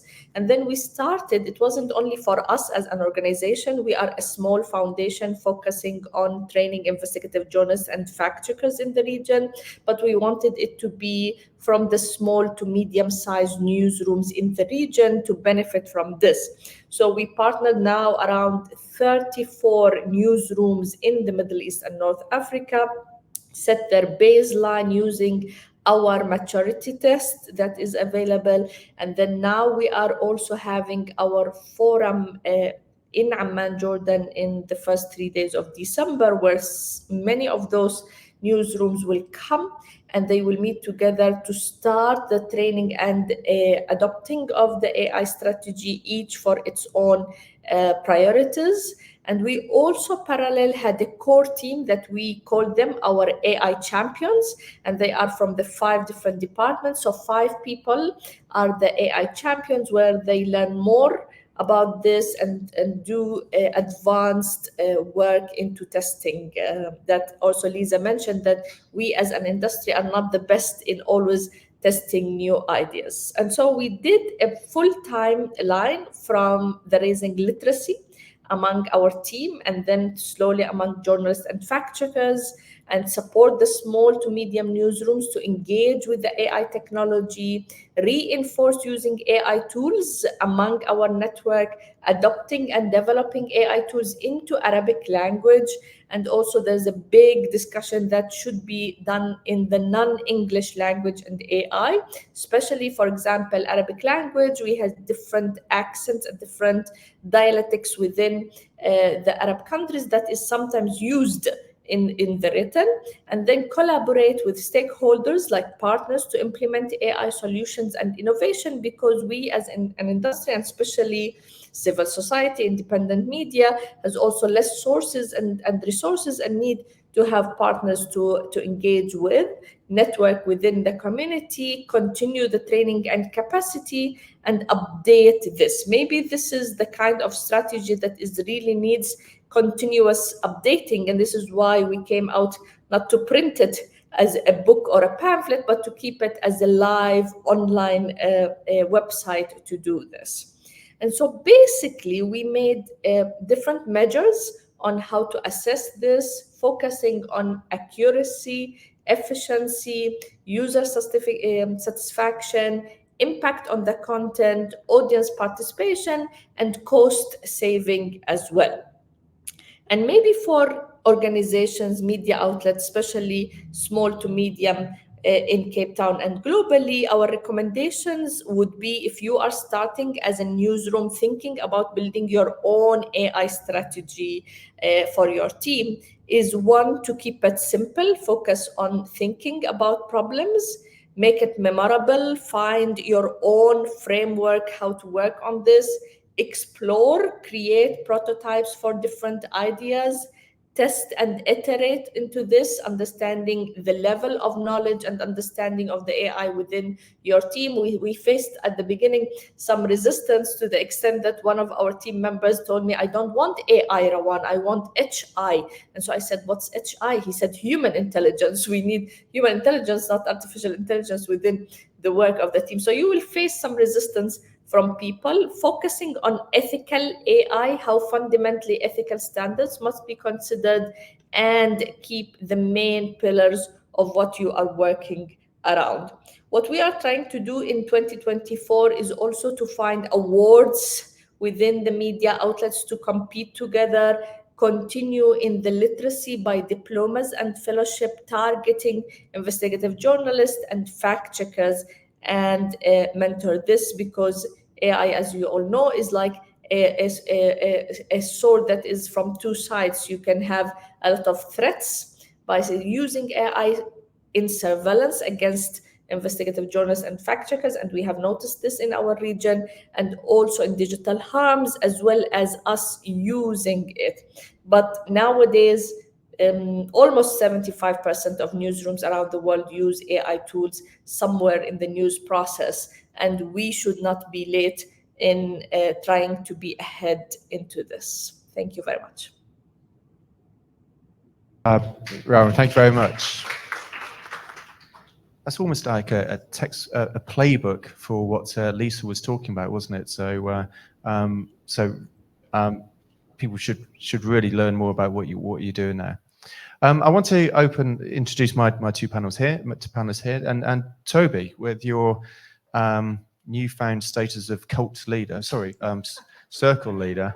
I wondered if you could just talk to the audience here about that role, and on a big organisation like Media 24, how do you balance the threats and the opportunities that come from introducing something as advanced as AI? Yes, thank you, Jeremy. And already there's been beautiful nuggets by our previous presenters. And I think the key thing that has landed continuously is that have a plan, have a strategy. And I think it's no different for us. When we run a normal business, it's about opportunities and threats. And I think we need to look the same towards AI, because if you're just going to worry about all the threats, you're never going to seek and win on those opportunities. So yes, our cult in Media 24 is definitely, we are in the inception phase. And I think Lisa's graph was actually very telling about where publishing is globally at the moment with the rise of AI. And we all know that ChatGPT just has flipped it on its head completely, because suddenly it's in our face. But I do believe there's a lot of good that can come from this. We need to take everybody on the journey. Don't underestimate the change management. And that's going to help with the balance. Because, of course, now there could be fears of, is my job at risk? Or will robots write the stories in the future? But already we know that true, accurate stories, all of that needs to come from somewhere. That gets trained into a model, a data set. So keep the balance by mitigating the threats. If you are concerned about facts, implement mitigation to address that. But don't let that shy away and take away the great opportunities that you can actually have. Really just automating mundane work. For example, data-driven reporting on a weather report. Such a lovely example. Take away a lot of effort, unnecessary time, making it easier for that journalist or that story writer to focus on something else, far more relevant and far more impactful.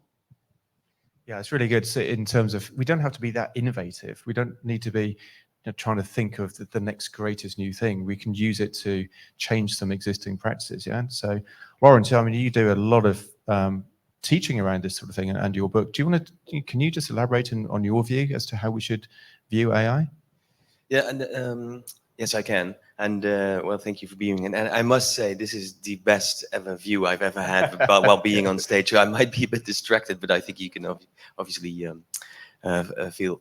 I'm with this gentleman that said, "Can we do both?" When you asked about who can see the benefits, who can see the dangers and the threats, and especially for you and for the audience, I've decided to try on these trousers, and this is an anti-AI trousers. They're specially developed by a Italian fashion design agency, and I don't know if you take a good look, if you can see, you might see something in this pants, in these trousers. Sorry, these trousers you might see a dog or a giraffe, a snout, right? And I hope everyone can see. These trousers are being designed to distract face recognition cameras. So if I'm out on the street and then you have smart cameras, they will not see me as a person, but they think I'm a dog or a giraffe, so I will not be recognized. And wearing these trousers, this represents one of the dangers and the fears that people have about AI used for surveillance, but also AI taking our data. We publish a lot of content, and a lot of our content is being used to train these models. And we didn't give them permission. They didn't pay us. They didn't license our content. They just used it. And that's some of the fears and dangers of AI. But then this shirt is crafted by a Danish company from Denmark. It's called Son of a Tailor. And what they ask you to, when you go online and shop for a shirt, they ask you your shoe size, your weight, your length, and your age. And they compute with machine learning, they compute my custom sizes. And then a human will actually create and tailor this shirt, but it is custom made and it's made on demand. So my trousers represent my fear of AI, but my shirt represents the opportunities that AI might give us. And in the news industry, I think that AI can help us personalize, like with this shirt. They can obviously recommendations, personalizations, push notifications has been there for years. And now with generative AI, well, we've all been sort of woken up with this hypey thing that it might replace us. But what I see, and remember the big tech companies, and that's also a danger, obviously, because we might be very dependent on them. But on the other hand, they've been thinking about this technology for years. We've been only woken up to this since last November with ChatGPT and with DALL-E maybe a year ago. But they call it, it's not for nothing that they call it duet or co-pilot. And I would say, so I don't fear generative AI. I think we should work together with AI as a duet or as a co-pilot, but we should not let AI be a substitute for our end result, because it can only generate end results. It cannot create new stuff, and we are in the news business, right? So it can only reproduce or recombine. But it can help, it can augment, it can be a co-pilot. So I think you should use it that way, but not as a substitute. Yeah, very good, thank you. Lisa, I'm interested in your experience in working with publishers around the world, really. You know, where do you think people are in terms of managing that change process, which Toby was talking about, and introducing AI into their newsrooms? I mean, honestly, I think ground zero at the moment. You know, I mean, the little bit of work we did with surveying publishers shows, firstly, as I said, very little strategy in place altogether. And I think you know, that's partly a function of perhaps some fear at the top levels of the journalism companies. I mean, it always really comes down to strong leadership at the end of the day. And Jeremy, as we were talking about at the end of that blog that I wrote last week about newsroom leadership, you know, it's really leadership that's going to get you through these tough times and help to really understand what things are useful and what things mean. So, I mean, I think for the majority of newsrooms, you know, it's probably messing around a little bit with ChatGPT at the moment. The instinct and certainly at most of the newsrooms that we've dealt with so far has been to start legislating or to try and start putting rules in place about what we will and what won't use. The FT has certainly done that already. For example, I mean, one of the things we have already decided is that we will not be using any image generation technology, just simply because of ethical considerations and what that might mean. And of course, that is also a minefield in terms of who owns those images, and if you republish them, what the copyright issues are around that. So, you know, at the moment, I would say tentative, but where they're tentative within newsrooms, and that is really just being driven by a concern about whether or not what we're publishing is actually right. You know, whether it passes the tests of authenticity, veracity, integrity, etc. So at this stage, not a huge amount. I did mention Shipstead as a case study, and I know Media24 always follows Shipstead very closely as well. And having summaries at the top of their stories, which are generated from the stories themselves, is actually proving to be a great engagement point with their readers, and probably surprisingly so. I don't think that was really expected, but I think things are starting to come in little dribs and drabs, and we're going to see a lot more of this type of innovation, particularly where it has an actual genuine effect on engagement, which in turn has an effect on your ability to monetize your readers. Yeah, thank you. So let's talk about ethics and authenticity. So because that appears to be almost the starting point of how you introduce it. So Toby, how do you think you're going to tackle that challenge about transparency and responsible use of those tools in the newsrooms? I think the strategy should be twofold. So I think there's two elements of training required here. One is internal. So everyone involved in the organization externally, in the organization will have to have a proper grip on what's their stance. There'll have to be very clear guidelines, a very clear policy. This is acceptable, this is not. I mean, look at the FT already made a decision, generated images. We're not going to go there because we don't know what minefields are lying ahead.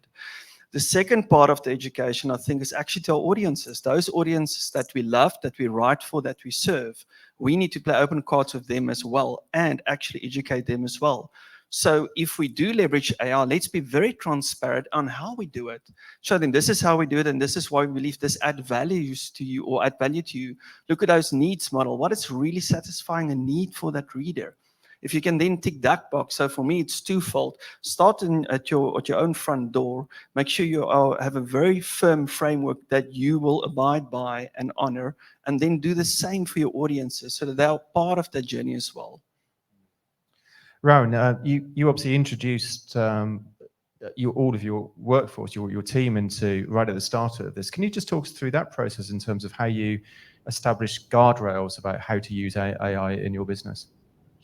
Yeah, that was very interesting because we have a small editorial team, but also we have a supportive team from the programs, the digital and the finance. And there was a big discussion whether we should include everybody at the beginning in this. And we thought that maybe it's the best because we have been through this from before when, the smartphone started, there was a big revolution and many people, were not dealing with this. Do we go to Mojo, filming from the mobile or not? How we will deal with this? Of course, this started first with the internet, then with smartphones, and now with AI. We think of it this way as three big revolutions that our generation went through in the media industry. So this time is the third time we are really facing big questions. And maybe bigger than even the 2 times before with the internet and with the smartphones. Although at that time, there were a lot of ethical questions as well. And many organizations focused on the editorial team and forgot all about the support teams of the editorial. And that's, from the projects, grants, if you are a foundation, to finance, to comm and digital. So this time we decided to go with the full team. Get champions, make it a voluntarily. We are getting into this AI strategy. We want to embark into this. We don't want to start using tools before we discuss together. So at the beginning, we had a couple of people going through an intensive literacy of AI. It is a time investment to get your journalist into this. And some of them were not very, why do we want to do this? It's a big thing for us. But then after 6-8 weeks, they got so excited about learning into this. So you've got to go into literacy and then get people who are interested to come together, work together, learn together, discuss and engage, and be open to what outcome will come from the grassroots to above. And then slowly, I think there was games, playbook, prototype things, and getting into working on the strategy. It's a big investment for small newsroom because parallel you are working on producing your content. You have your challenges in the region where we live nowadays. I'm sure you are also following what's happening in Gaza. It's a very horrific images sometimes that you face in your newsroom, and you need to continue working on this. So it was a big investment of time, but then the whole team changed because now they are ahead of the others. They know exactly where they want to go. They have a roadmap. They know how much agile they should be. And then everybody can choose where the priority is. So fact checkers can use more AI to help them fact check and understand what's AI generated content, because now there's a huge misinformation, malinformation with AI generated content. Editorial are doing more tools to help them in their investigative work. Programs and finance, we were amazed how much tools are there to help them be efficient more in their work. And for example, the comm are also extremely excited with audience tools that help them. So I think now we are in a stage that you can prove that it is efficient, but at the same time, the full scale of how to implement it within the newsroom and how you can be ahead on doing tools, engaging with others. For example, we engage with Oxford University on image processing because we cannot be the heading with the technology. There are people there who have been working 30 plus, 40 plus years on this and collaboration, and only through collaboration we can do something. Yeah, thank you. It goes back to what Francois was saying at the top of this session, really, about the best organisations, the ones that can get on with the day-to-day, but still do the innovation. Lawrence, before I throw it open to the audience, one question for you in terms of, your future visioning. Where do you see, where do you see the future of journalism in the next 5 years in AI adoption?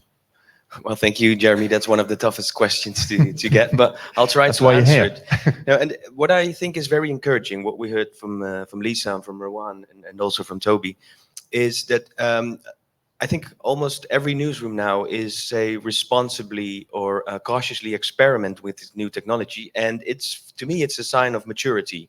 Of tackling these new challenges, the digital or technological challenges head on, because we've had the internet and the smartphone, and don't forget social media, and maybe we relied too much, or we were too late, we were laggards.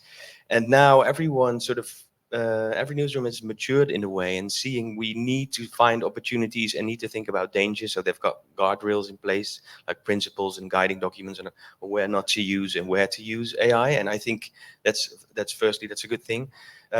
Secondly, is what I think is interesting now, because of the generative AI is sort of a Trojan horse, because it brought in a reappreciation of the old AI. I think Lisa called it predictive AI.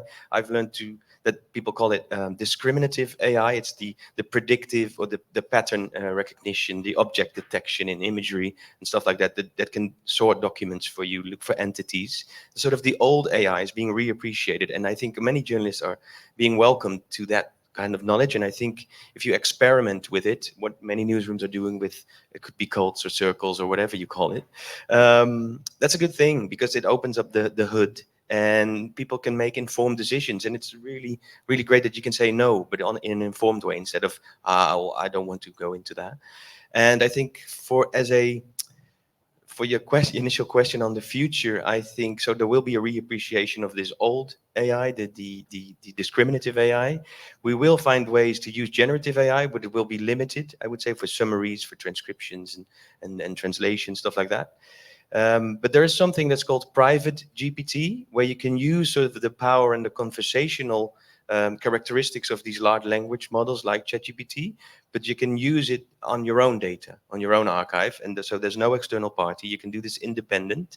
And it's a sort of phenomenon which they are now calling private GPT. So you can converse with your archive, but you could also open that up to your audience so they could converse with your content.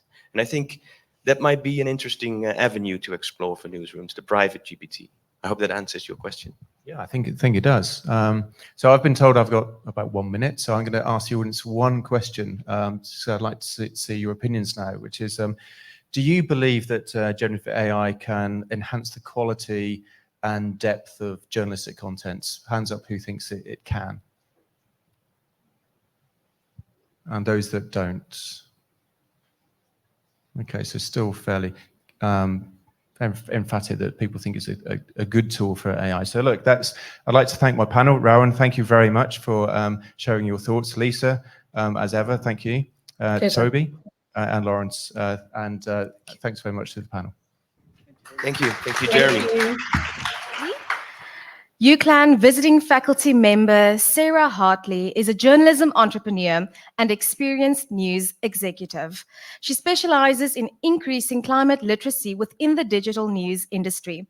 She will lead the panel themed Impact.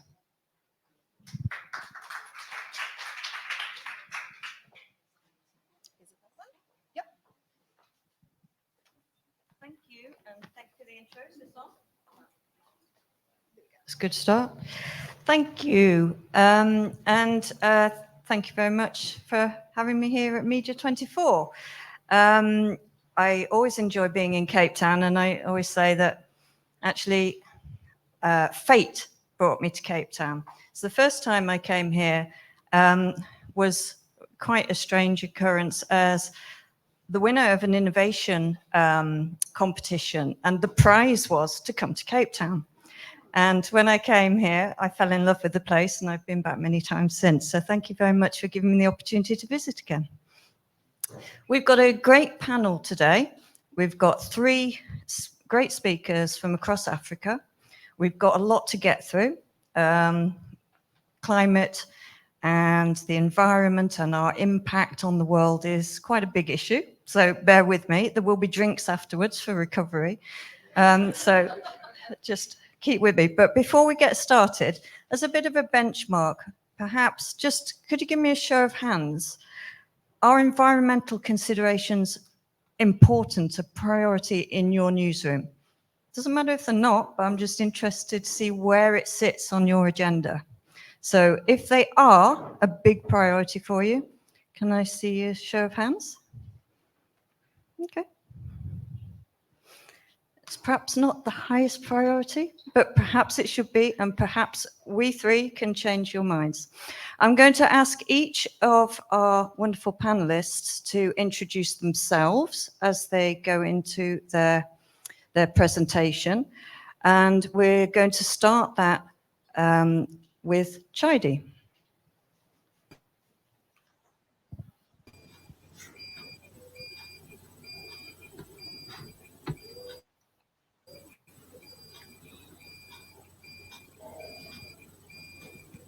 Hello, Chidi, can you hear us? Oh, I can hear you now. Fantastic. If you'd just like to introduce yourself and then tell us about the Eco9 project.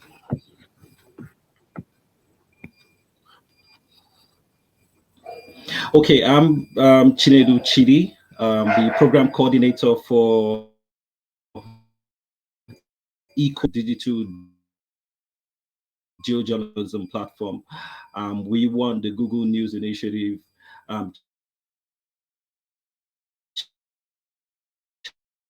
challenge for Middle East, Turkey, Africa, on the environment across multiple sectors, in agriculture, in industry, in services. And then we rely on user-generated data to generate very valuable data that professionals and scientists, academics, researchers, and policymakers to try to create actionable data that can be used to help stem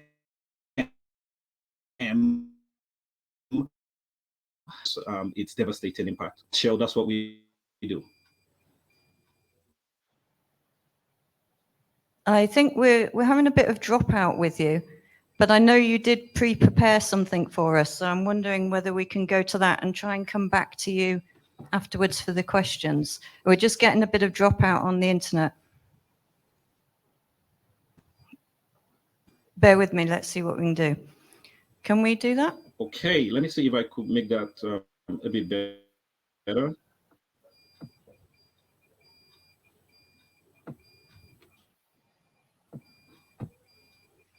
Otherwise, we'll go to our second speaker who's here and has no internet issues.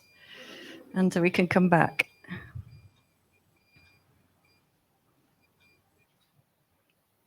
Okay.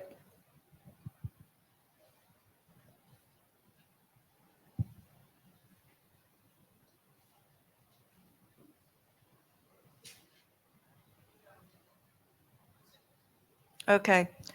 So again, our great second speaker is going to go first. Thank you for stepping in there. If you could just introduce yourself first of all, that'd be great. Thank you, Lamise.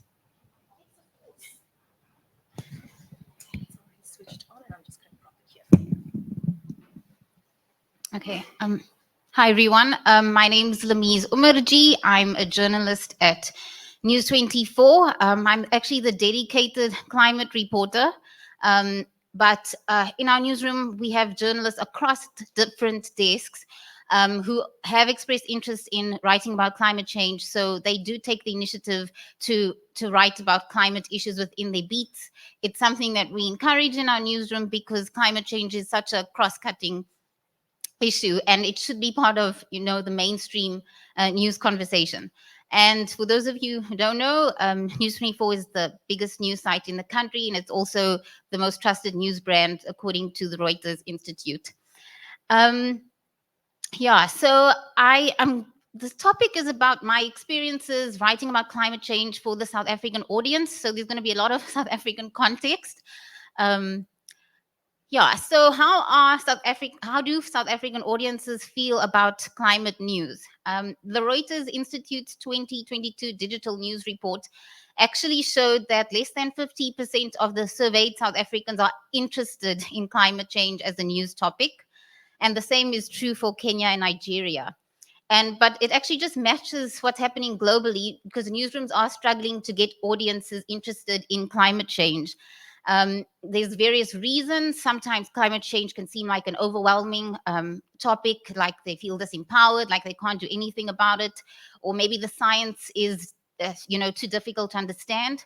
One thing that came out in the report, which I think is also relevant for South Africans, is that they can't really engage with the science behind climate change because they have other daily challenges that they're trying to address. And this is something that Dr. Enoch Sithole from Wits University's journalism school also picked up in a paper he did about the media coverage on climate change in South Africa.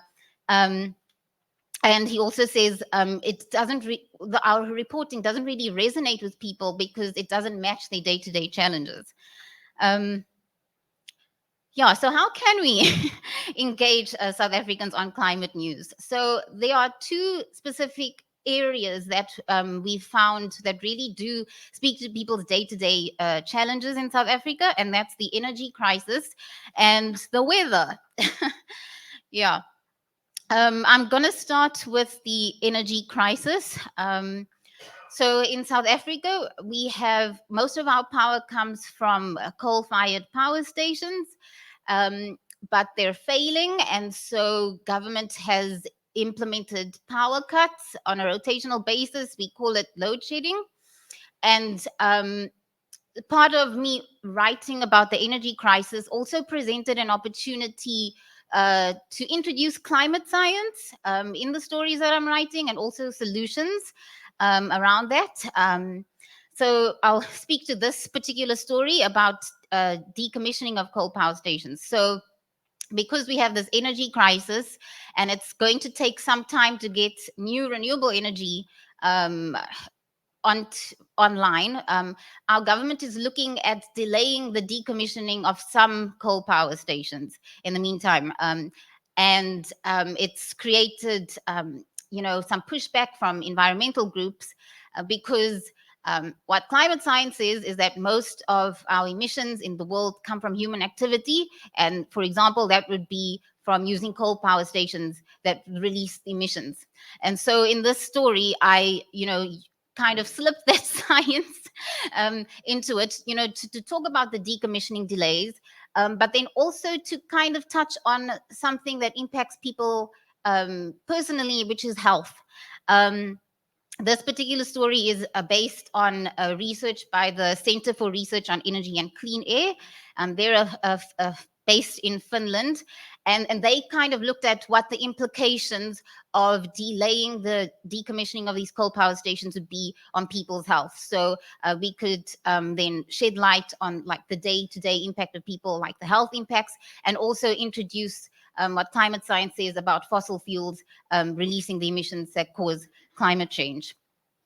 And then, this next story is kind of just differently framing the issue with the coal power stations. The first one was a bit negative, it's like got health impacts. But as you can see by this headline, this SA town has the best air quality in Africa. It's more of a positive framing. I still introduced the fact that most of the air pollution or the emissions in our country does come from the coal-fired power stations.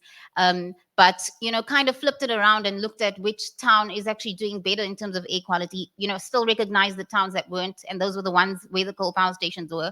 And I think we actually did get, just positive engagement on this kind of story. So not just focusing on the problems and, doom and gloom climate change, but, just flipping it around.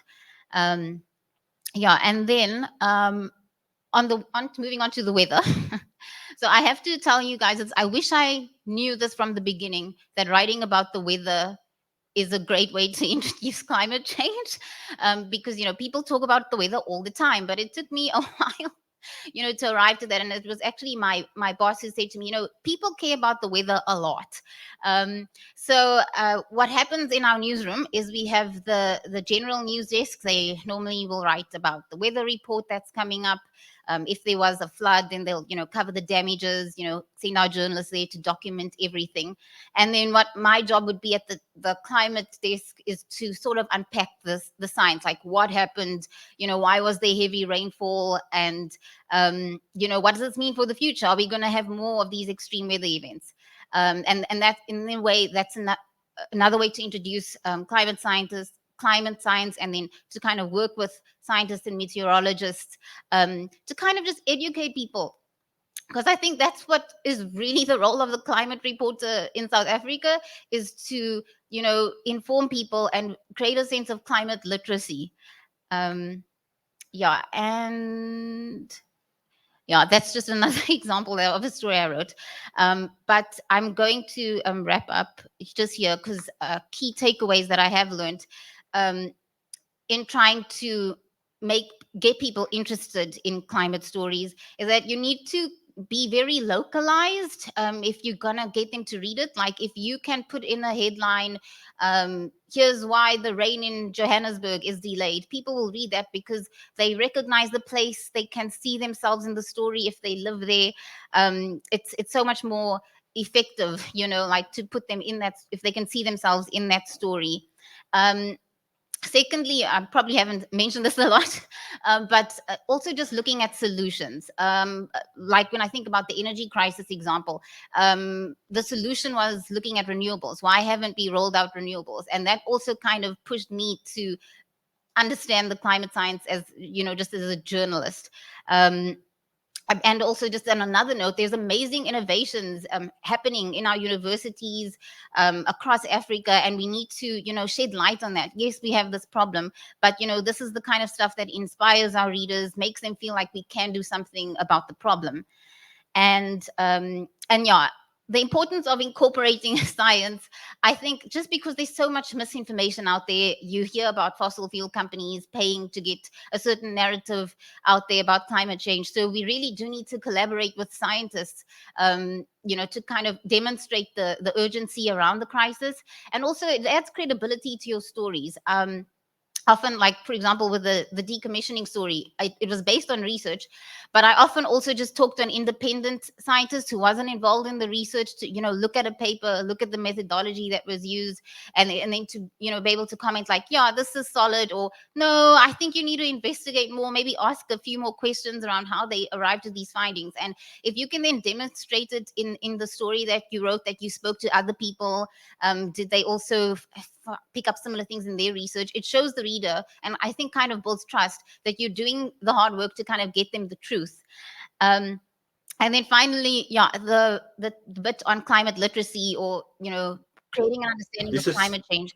I think if considering that this topic is about impact, I think if we're going to get people to do something about climate change or drive climate action, the first step is creating climate literacy and understanding of climate change. And there we go. Okay. Thank you, Lamise. That's great. And now we can go back to Chidi. We're going to play out a pre-record of Chidi's presentation, and then hopefully we can get him online for questions afterwards. So this is Chinedu Chidi, program coordinator for Econai Plus. Econai Plus is Nigeria's first dedicated digital geojournalism platform. It won the Google News Initiative Innovation Challenge for Africa, Turkey, and the Middle East. What Econai does is to track the impact of climate change across multiple sectors within Nigeria, and of course, progressively across Africa. So we deploy technological tools to detect changes to the environment. We get the buy-in of local communities. we get them to participate in the process of data contribution to the platform. So what they observe as observable changes on the environment, whether on their farmlands, whether as it regards erosion or the density of rainfall around the environment, what they observe, we guide them through the process of sending feedback to us to the Eco9 Plus platform, where we use this data, we analyze the data, we work with key strategic stakeholders like scientists, like researchers, like policymakers to observe the data, to analyze the data, to make sense of the data by extracting actionable insights. And then we try to influence decision making at the policy level, and we're trying to influence behavioral change at local community level. And also, essentially, that's what Eco9 Plus does. Today, I'm not going to be talking so much about what Eco9 Plus has been doing as a tech-focused, climate-focused digital media platform. But I'm going to be speaking about what I consider to be very crucial to the media's role in helping to promote the fight against climate change. Now, essentially and historically, what the media has done regarding the fight against climate change is to perform or to extend its core responsibility, its core competence in the coverage and in the reporting of issues to the big subject of climate change. So essentially what the media has done is to extend its conventional, traditional approach to the coverage of issues, which is the media's primary role in reporting of issues and in covering of important areas in society. The media has just simply extended that to the new subject, if you like, of climate change. So what the media has done is to report, to bring enlightenment to communities about the impact of climate change, about the urgency of climate change, about net zero, of course, which is a more recent target. So, but what I'm pushing for, and what some scholars and some advocates for change and some media innovators have been pushing for, is for the media to look inwards. So beyond the responsibility of reporting on climate change, beyond the responsibility of exposing heavy contributors to greenhouse gas emissions and to carbon emissions, and reporting on those who exacerbate climate change in society, what the media now has to do, in addition to that very vital responsibility. Of course, the media is a critical stakeholder when it comes to reporting on climate change, and that role and that responsibility remains vital, remains sacred, and remains essential. But what the media must do now is to look at another aspect of its responsibility, which we believe, I strongly do believe, that the research believes that as well, that the media hasn't taken very seriously this second aspect of what we believe to be a core responsibility of the media in the fight against climate change, which is to look inwards and look at the media's contribution to carbon emissions. And I think that the media has paid much attention to fossil fuel companies, for instance, big companies in Fortune 500 companies, and their climate policies, their production policies, their supply chain policies and strategies, and how those have contributed to worsening the climate crisis. But the media hasn't substantially looked inwards. So today my presentation centers around towards mainstreaming a media-specific climate accounting system. I think we have to have a media-specific climate accounting system. There are a couple of platforms that are working towards creating standards and have created standards for assessing the media's carbon emissions levels and practices and behavior, and how the media can adapt and adopt better climate management systems, better carbon emissions management and regulatory systems, and how the media can be better prepared and be more responsible in the fight against climate change. So I think platforms like Space 3, is it? Yeah, platforms like Scope 3 and a couple of other platforms have done work like this. So, but what I want to speak on today focuses on the media's responsibility, not reporting responsibility, the media's self-regulating responsibility as far as the fight against climate change is concerned. So I've spoken about the media's traditional dominant role in reporting. Now we must focus on a new approach, the inward-outward commitment of the media. So the outward commitment would remain reporting, investigations, exposing those who are contributing to the exacerbation of the climate crisis. But the inward part of that responsibility in this dual model, the inward-outward commitment model, would focus on the measures being taken by media organizations, digital media organizations, traditional media organizations, in ensuring that their carbon emission levels are not reckless, that their carbon emission levels are in keeping with the projections and the regulations and the standards for management of carbon emissions and towards the target of net zero. So I'm going to be proposing what this new approach should look like, which would be a media-specific climate accounting system. And I'll draw from a couple of examples that already exist and see how we can adapt this to specific local communities to ensure that there is due compliance and that the model is one that reflects the local peculiarities in whatever geographical context and socioeconomic context that is going to be deployed and is going to be implemented. So the big question really is the debate around financial sustainability versus environmental sustainability. The media, especially in certain climes, I think there's a global challenge that the media is battling with financial survival. How does the media sort of last well into the future? How does the media develop a sustainable, financially sustainable operational model that would give it success in a very challenging economic environment? The shifts in consumer appetites, the shift in audience tastes and expectations, the fragmentation of the media space are having real impact on the media's financial survival.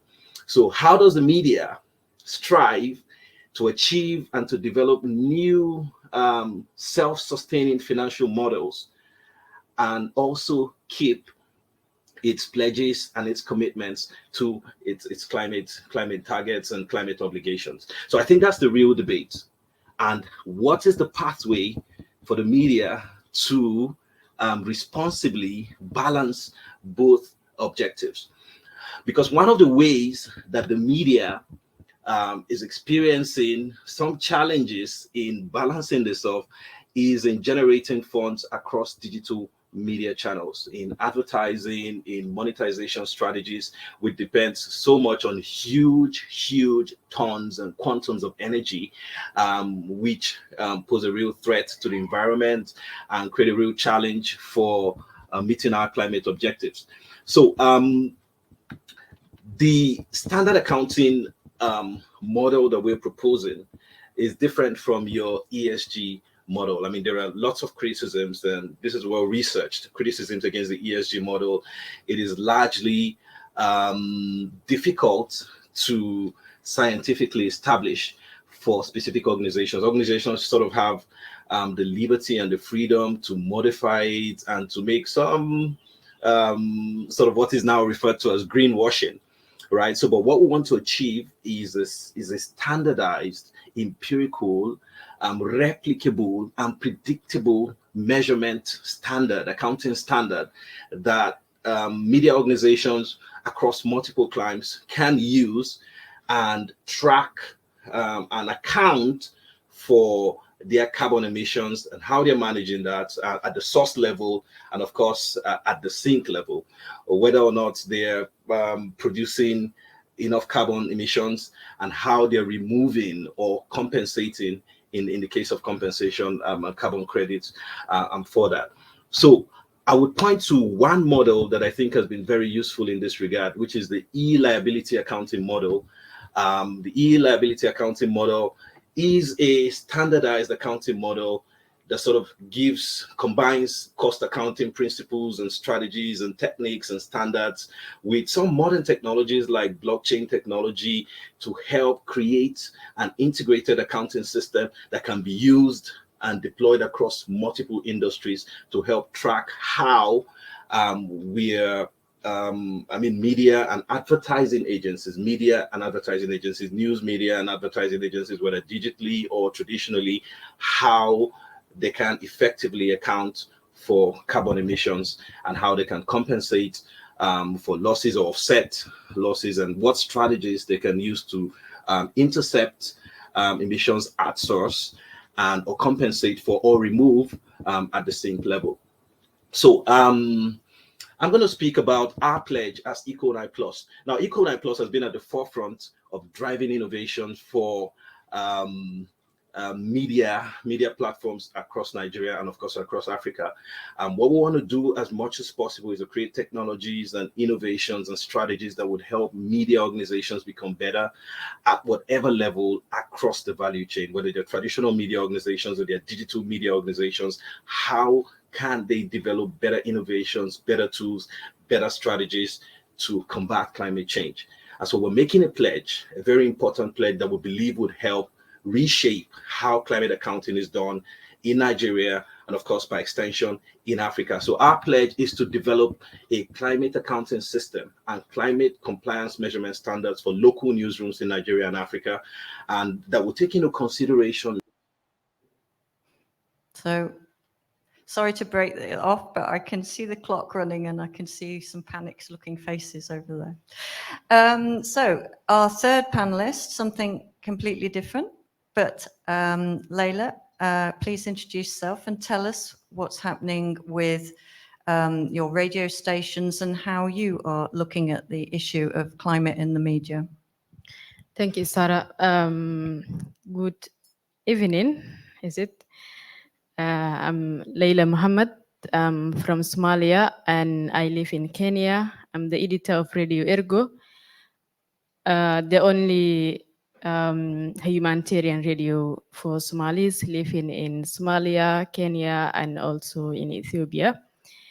Our radio focuses on people's lives and livelihoods, and we do stories about environment and also human interest stories. And my experience in, I hope, a decade now in environment and how the its impact affects livelihoods have been good or bad in terms of doing stories and the effects people are facing. IMS helps media development and training journalists, and it has not been a focus on environment, but the idea of supporting media could be giving the audience good content. And when it comes to environment, it has not been good when it comes to the country's media, but Radio Ergo have done stories on climate and environment, and people really rely on our reporting because we do deep stories about the issue and sometimes solutions to the community. I've been involved with some programs on climate. We were in Tanzania in September, at the same time in the Africa Climate Summit, and it seems that African media is not contributing how people can cope up with climate. And when it comes to Somalia, I've seen a lot of stories done by African journalists, but when it comes to Somalia, local media is not doing any climate reporting because journalists are not trained to do that. And also media is just focusing on what they do the best, which is advertisement. And yeah, so there's a gap to do climate reporting, and that comes with a responsibility, as some of us said. And when I was listening to Dimitri, he shared that content is first quality, and then I will add sustainability. So we I think in Somalia, I don't have the three, but in terms of our newsroom, I think we have done a lot, and people, we have local radio partners, and when they don't listen to our programming, which is so much better than what other local radios do, they call the local radios and ask where is Radio Ergo programs. So that's how we are to our community. And I think the local radios could have done better if they got financial support. Thank you. So our three speakers have taken very different approaches. Obviously, Chidi has looked at it very much as an industry. We need to change, we need to make moves. We've heard from Leila and Lamise about their on-the-ground activities actually reporting.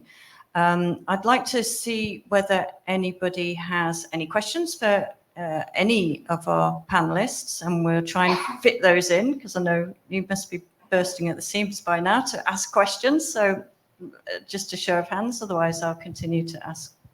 Anybody online or anybody in the room wish to ask a question to any of our panelists, or to any, all of them or any of them? Ivor.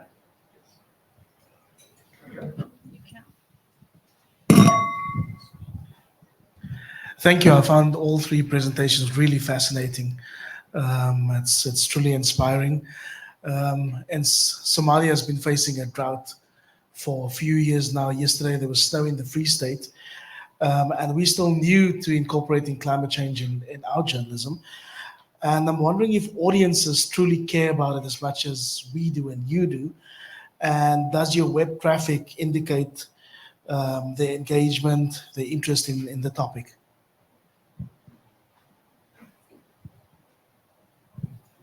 I'll pass to you first. Leila, do you want to answer that? So does anybody care? We care, but does anybody else care?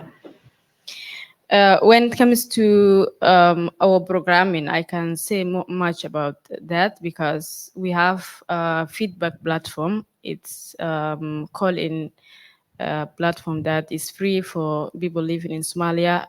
They call to ask questions to our experts, and they really say what they hear, and also talk about how they can do things to fight against climate. And some of them would ask experts, can we do something in our houses so that climate does not affect?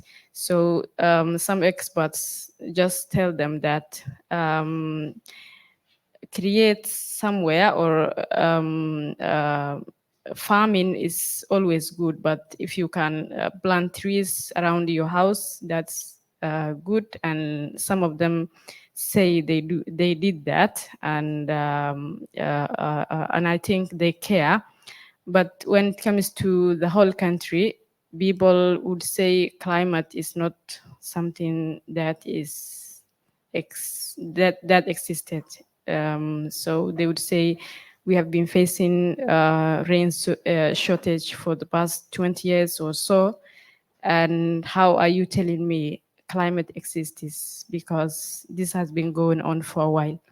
So there's ignorance in some parts, and some people want to do really something good in terms of journalists and also local people. Okay. It depends on how you write the story and how you angle it in the headline. It's like the basics of journalism also applies to climate reporting. To be honest, people don't really enjoy stories about policy, even though it's important. And that's why I highlighted those two areas, the energy crisis and the weather. They surprisingly just, because it hits homes, you know, everyone hates load shedding in South Africa, so they want solutions, you know, to it. And that's, you know, whether it's a climate story or not, people always read about the energy crisis. I think you actually have a golden opportunity, and it'll probably be easier for your publication to move into, introduce, do more climate reporting, because it affects food security and it affects farmers. And I think, you shouldn't struggle, to draw that link for your audience. So yeah, just the basics of journalism. Great headline. How do you angle the story? That's a good advice. Did we manage to get Chidi back online? Yeah, I'm back. I'm here. Hey, I can see it. great. We did get to your presentation, so don't worry, people have seen. The question from Ivor was very much about whether people care. In your experience of producing EcoNI, do you find your audience do care about this? Yeah, I think that's a very, very important question. And one way to help people care is to show the connection between climate change and the impact it has on their business, on their community, and how it is helping or how it is causing change around the environment. So something we do, for instance, with a critical stakeholder within our work circle, which are farmers, for instance, we show them the impact of climate change to their yield, how irregular rainfall density, whether it's lowered, whether it's increased, flooding, how these things are impacting their farmlands and having significant impact on their bottom line and changing their lives essentially. So if you're able to create a sort of a picturesque approach to reporting and to connect people to the impact of climate change, I think they'll begin to care. Overall, as with many big issues in the world, people may not really care if they don't understand. So there's an information gap, there's a knowledge gap. Once you bridge the knowledge gap, you stimulate the curiosity, the interest, and the care of people. And I think that's really, really essential. Bridge the information gap, bridge the knowledge gap, and you create a bridge to people's hearts. I think that's a critical strategy that we've deployed. It works, and I think it works across every important subject as well, not just climate change.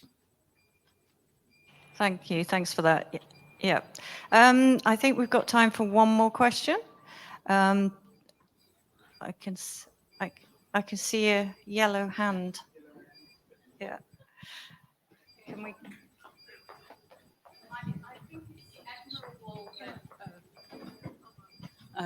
I think it's admirable that there's thought about actually making the preacher, the media companies conform to sustainable goals as well, because they are businesses and you cannot tell people what to do. I also think it's great that one is giving very important information to people about the world in which they live, especially in somewhere like Somalia or everywhere which lurches from drought to drought, to understand their world and to make improvements and to find those solutions, because I'm also a great, I favor solutions journalism, but I'm worried that we don't get the mainstream, and I think we don't get the mainstream readers. As you know, News 24, you're having to concentrate on weather, which has always been a great thing. But I wonder if you feel you're leaving out both sides of the debate. I'm a climate realist. I'm against the catastrophizing of climate. And I think a lot of people are switched off because it's just not exciting anymore. Debate is exciting. Conflict is exciting. People go into that to hear both sides of the debate, bringing, like the Nobel Prize winner, bringing other people into the conversation. And very often, I think, in mainstream media, that's not happening. And I just wonder if you've tried to bring the dissenters, the people who are called denialists, into it, and hasn't, have you tried that, and has it worked or hasn't it worked? That's a really, really interesting point, because I'll see whether the panelists agree. I think we've very much been discouraged from putting the other side, the deniers, in some way, as the science is unarguable. So how can you put an argument against a science? But I'll see what the panelists think on that. Good question, thank you. Okay. Not everyone who reads the climate stories can I believes in comment on that? climate change. Oh, does you want to go first? Well, okay, I'll just be short, and I'll say we get many readers who will write back and say this is not real, it's not true. So I feel like we are still speaking to them. I hope I've understood your question, but we do get responses from them. Those actually the ones who are more vocal, that they don't agree, to tell us they disagree. Yeah. Do you want to come in, Chidi? Was that you? Yeah, so I was going to say debates should not be held for debate's sake. Arguments should not be held for argument's sake. The purpose of an argument, the purpose of a contention, the purpose of a debate is to arrive at the facts. And every time you have settled facts, when it's empirical, when the science is settled, I think if you allow that kind of clash of ideas, you're promoting propaganda and disinformation. And I think it's a far too important crisis to allow it to descend into a realm of needless, fruitless, non-beneficial arguments. That's just my perspective. I don't think it's just your perspective, but that's a good answer. Leila? No? Okay. Do we have any more questions from the floor?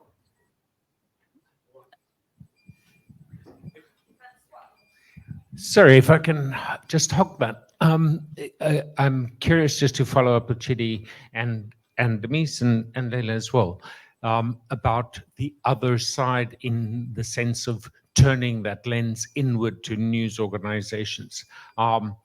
Lemise and others who are reporters, have you ever done that? Looked the impact of your own organizations and reported or looked into that? And Chidi, your experience of that? Lemise, you want to start?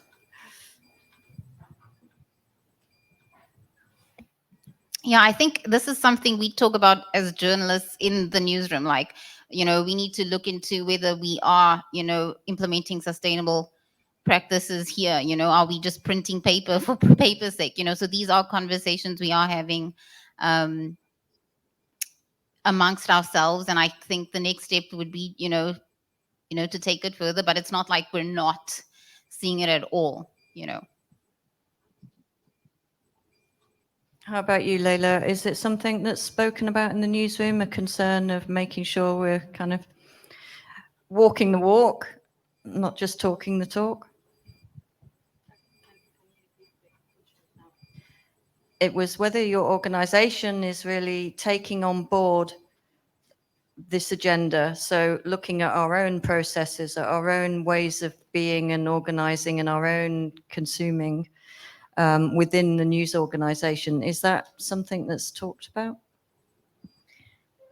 Within the organization, yes. We talk about the way forward and how we can contribute some things, but externally, I think it's left behind. Chidi, can you come in on that? Well, how is it within? Yeah, I'd be very honest. Yeah, within our organization, because we are climate focused and Eco9 Plus is climate focused, of course we discussed that. That's why we're proposing to build a model that has local ingredients and reflects the peculiarities of our environment, how we're going to be sustainable as a media platform. But I think that overall, and if you look at the data and if you look at the research, the media hasn't really been looking inward. That's why we're proposing an inward outward approach. The media has been performing what is essentially its traditional historical responsibility, which is to call other people out, which is to speak truth to power. But the media hasn't spent enough time to look inwards and say, hey, we're also a business. Are we modeling the principles that we're preaching?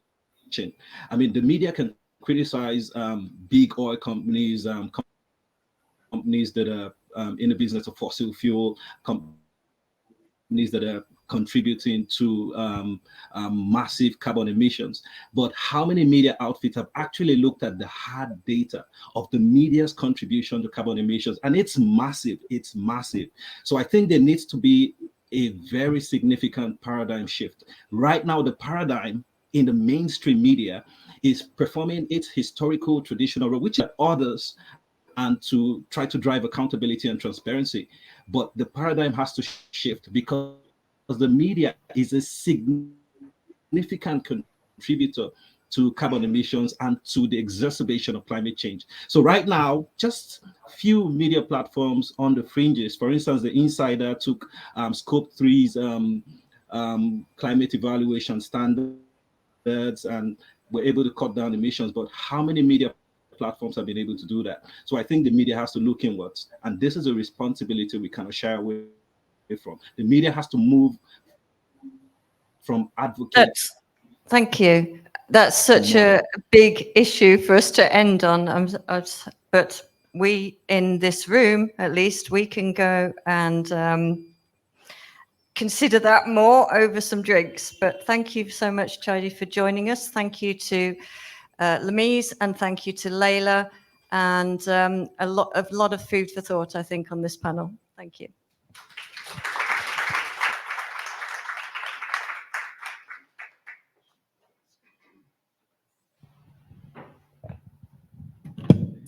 Thank you, guys. So now Professor Herman Wasserman will share some final thoughts on today's themes. He is the chair of the Department of Journalism at Stellenbosch University, a fellow of the International Communication Association, and an elected member of the Academy of Science of South Africa. Thereafter, Dr. François Nel will close the forum. And please join us afterwards for a glass of wine and some networking.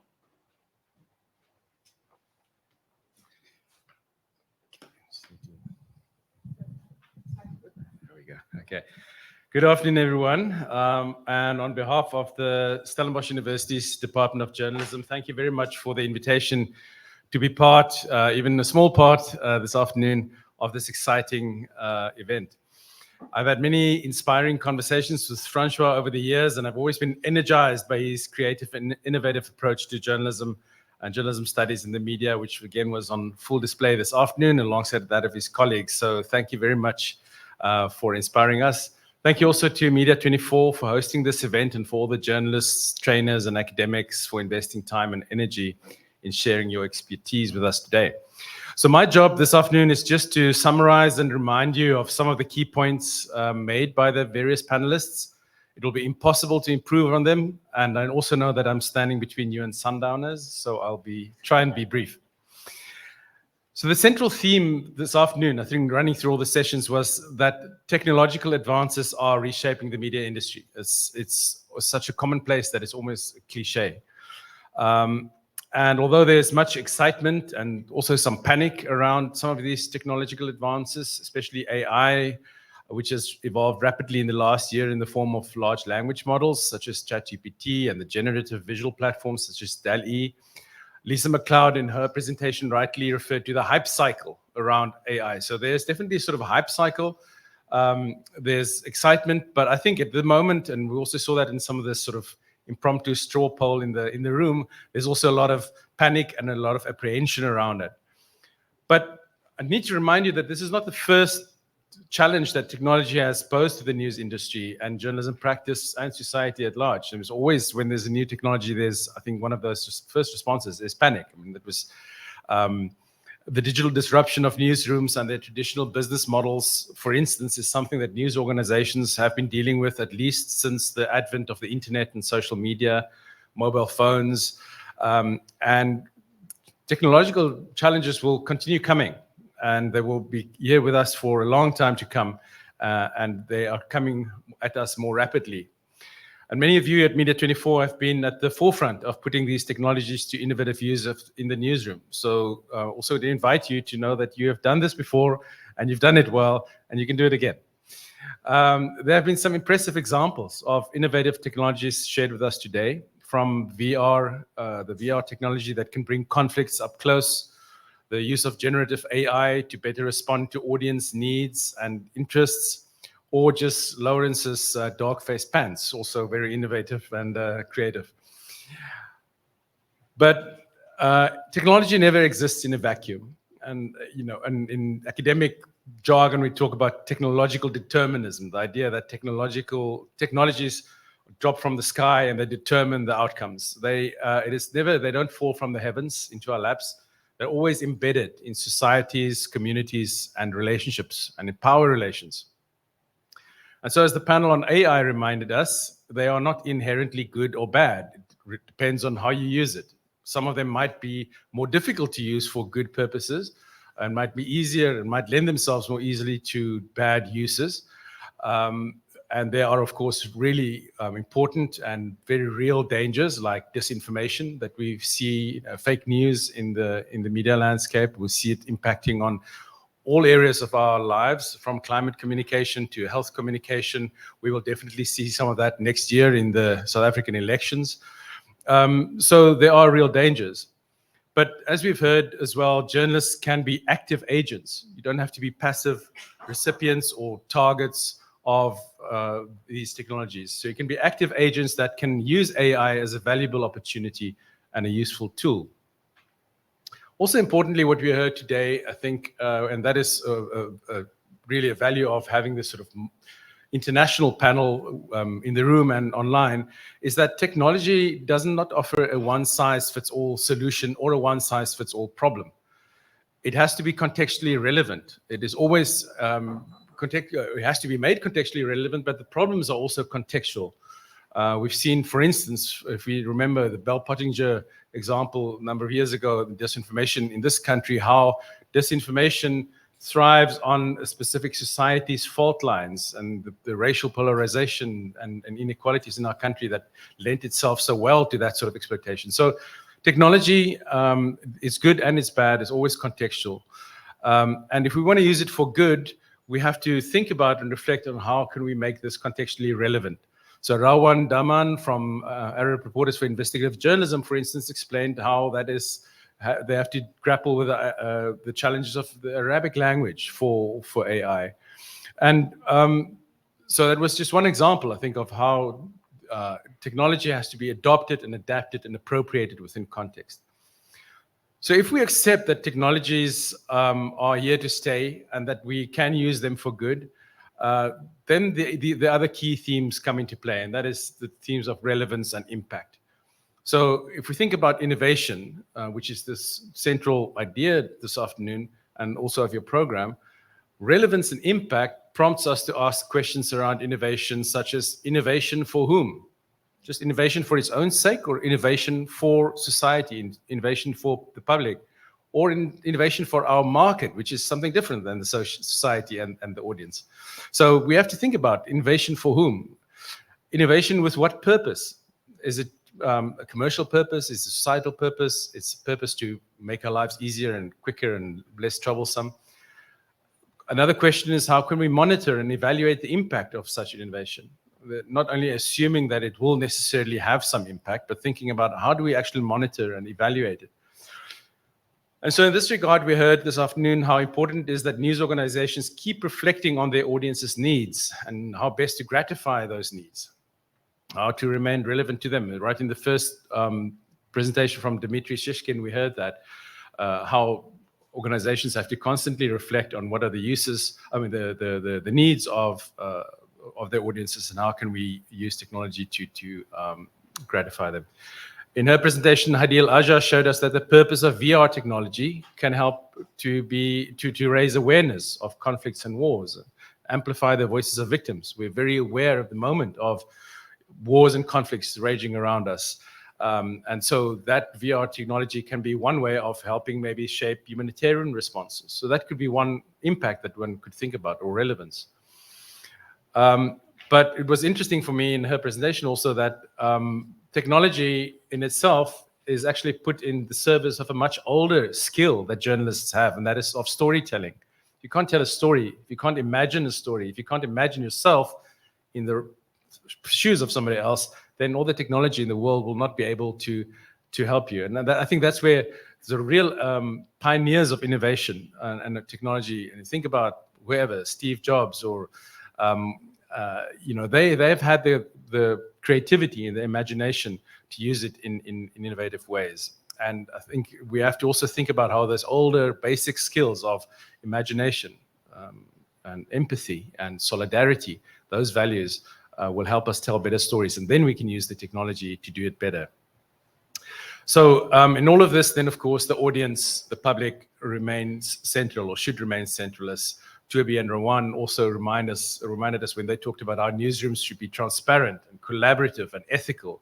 Again, these notions that not only arrive to us and to journalists with AI and with technology, but are older values, values of transparency, of building trust.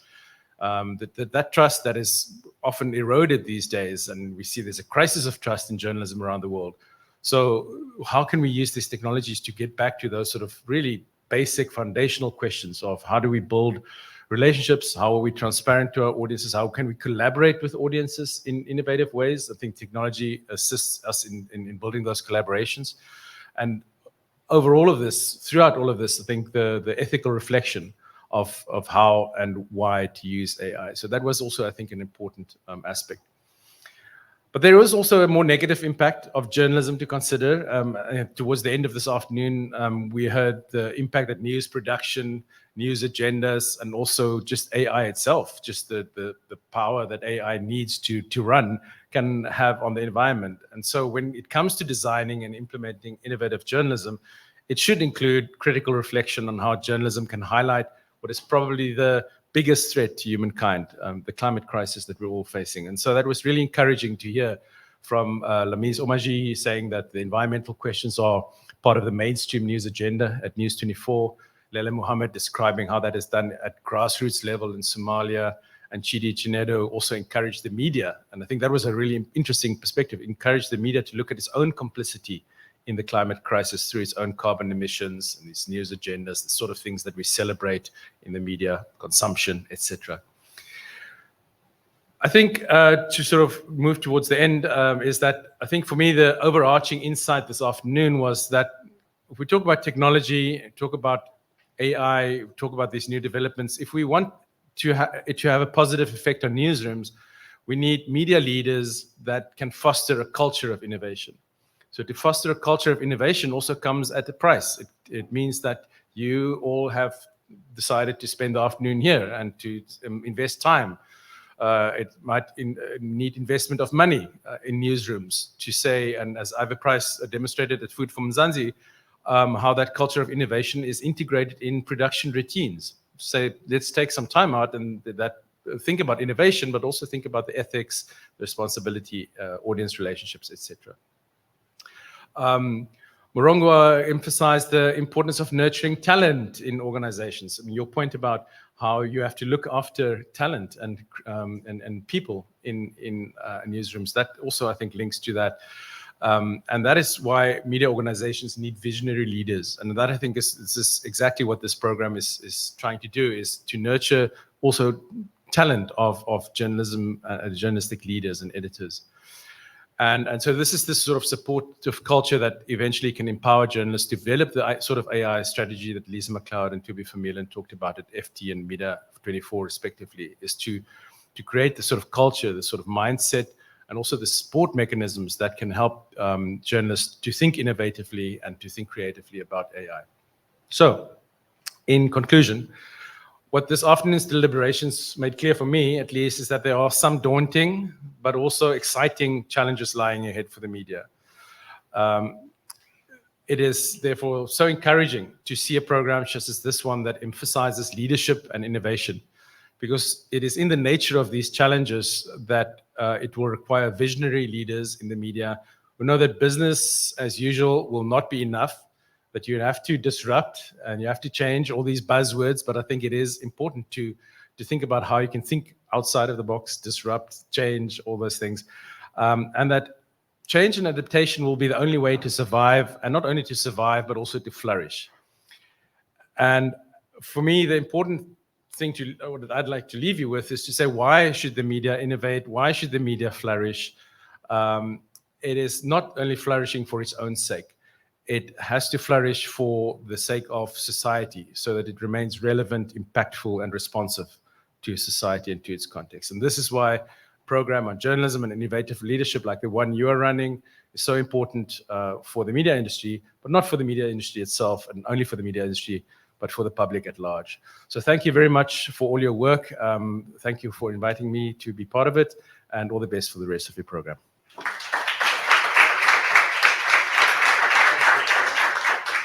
Thank you so much, Herman.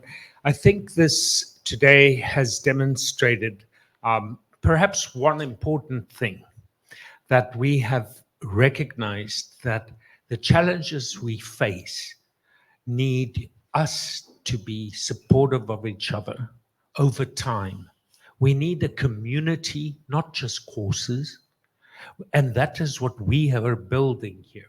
I think if you've taken anything away, you've seen that people like Lisa and Dimitri and our alumni and our current participants, and I'm delighted that Media 24's Jenna Fester is here, who's an alumna of our program from last year, because we need this community to wrestle together with these challenges.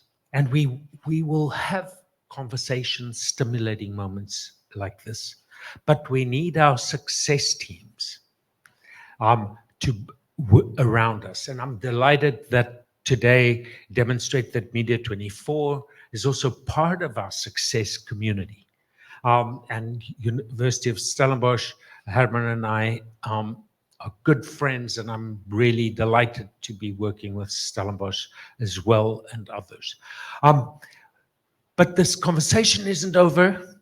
We're going to go to drinks, but one other member of our community is here and who wants to just point out one thing to us quickly. Thanks, Professor Guy Berger, formerly from UNESCO. Thank you so much, Francois. And can we give him a big hand? Very, very quickly, I'm Guy Berger. I worked at UNESCO for 11 years. And Thursday, 2nd of November, is a big day for UNESCO and the UN. Do you know what it is? It's the 10th anniversary of the UN General Assembly proclaiming the International Day to End Impunity for Crimes Against Journalists. International Day to End Impunity for Crimes Against Journalists. So please put it in your calendars, because we have to insist journalism is not a crime. What is a crime is threatening journalists and attacking journalists, and when it's done with impunity. And those of you who are South Africans, you know we have a lot of impunity for the crime of corruption. Please let us not get impunity for the crime of attacking journalists, because we have elections coming next year and we know what that means. So please, get on your search engines and look up International Day to End Impunity for Crimes Against Journalists. Tell your colleagues, write about it, speak about it. We have to raise awareness, because if journalists don't tell people there's a UN Day on this topic of justice for journalists, nobody else will do so. Thank you. Thank you very, very much, Guy. And thank you to Media 24, and specifically, I want to thank Isel Fenter here, who's been just brilliant. Leah, who's also here, Leah Gerber, who's helped a great deal.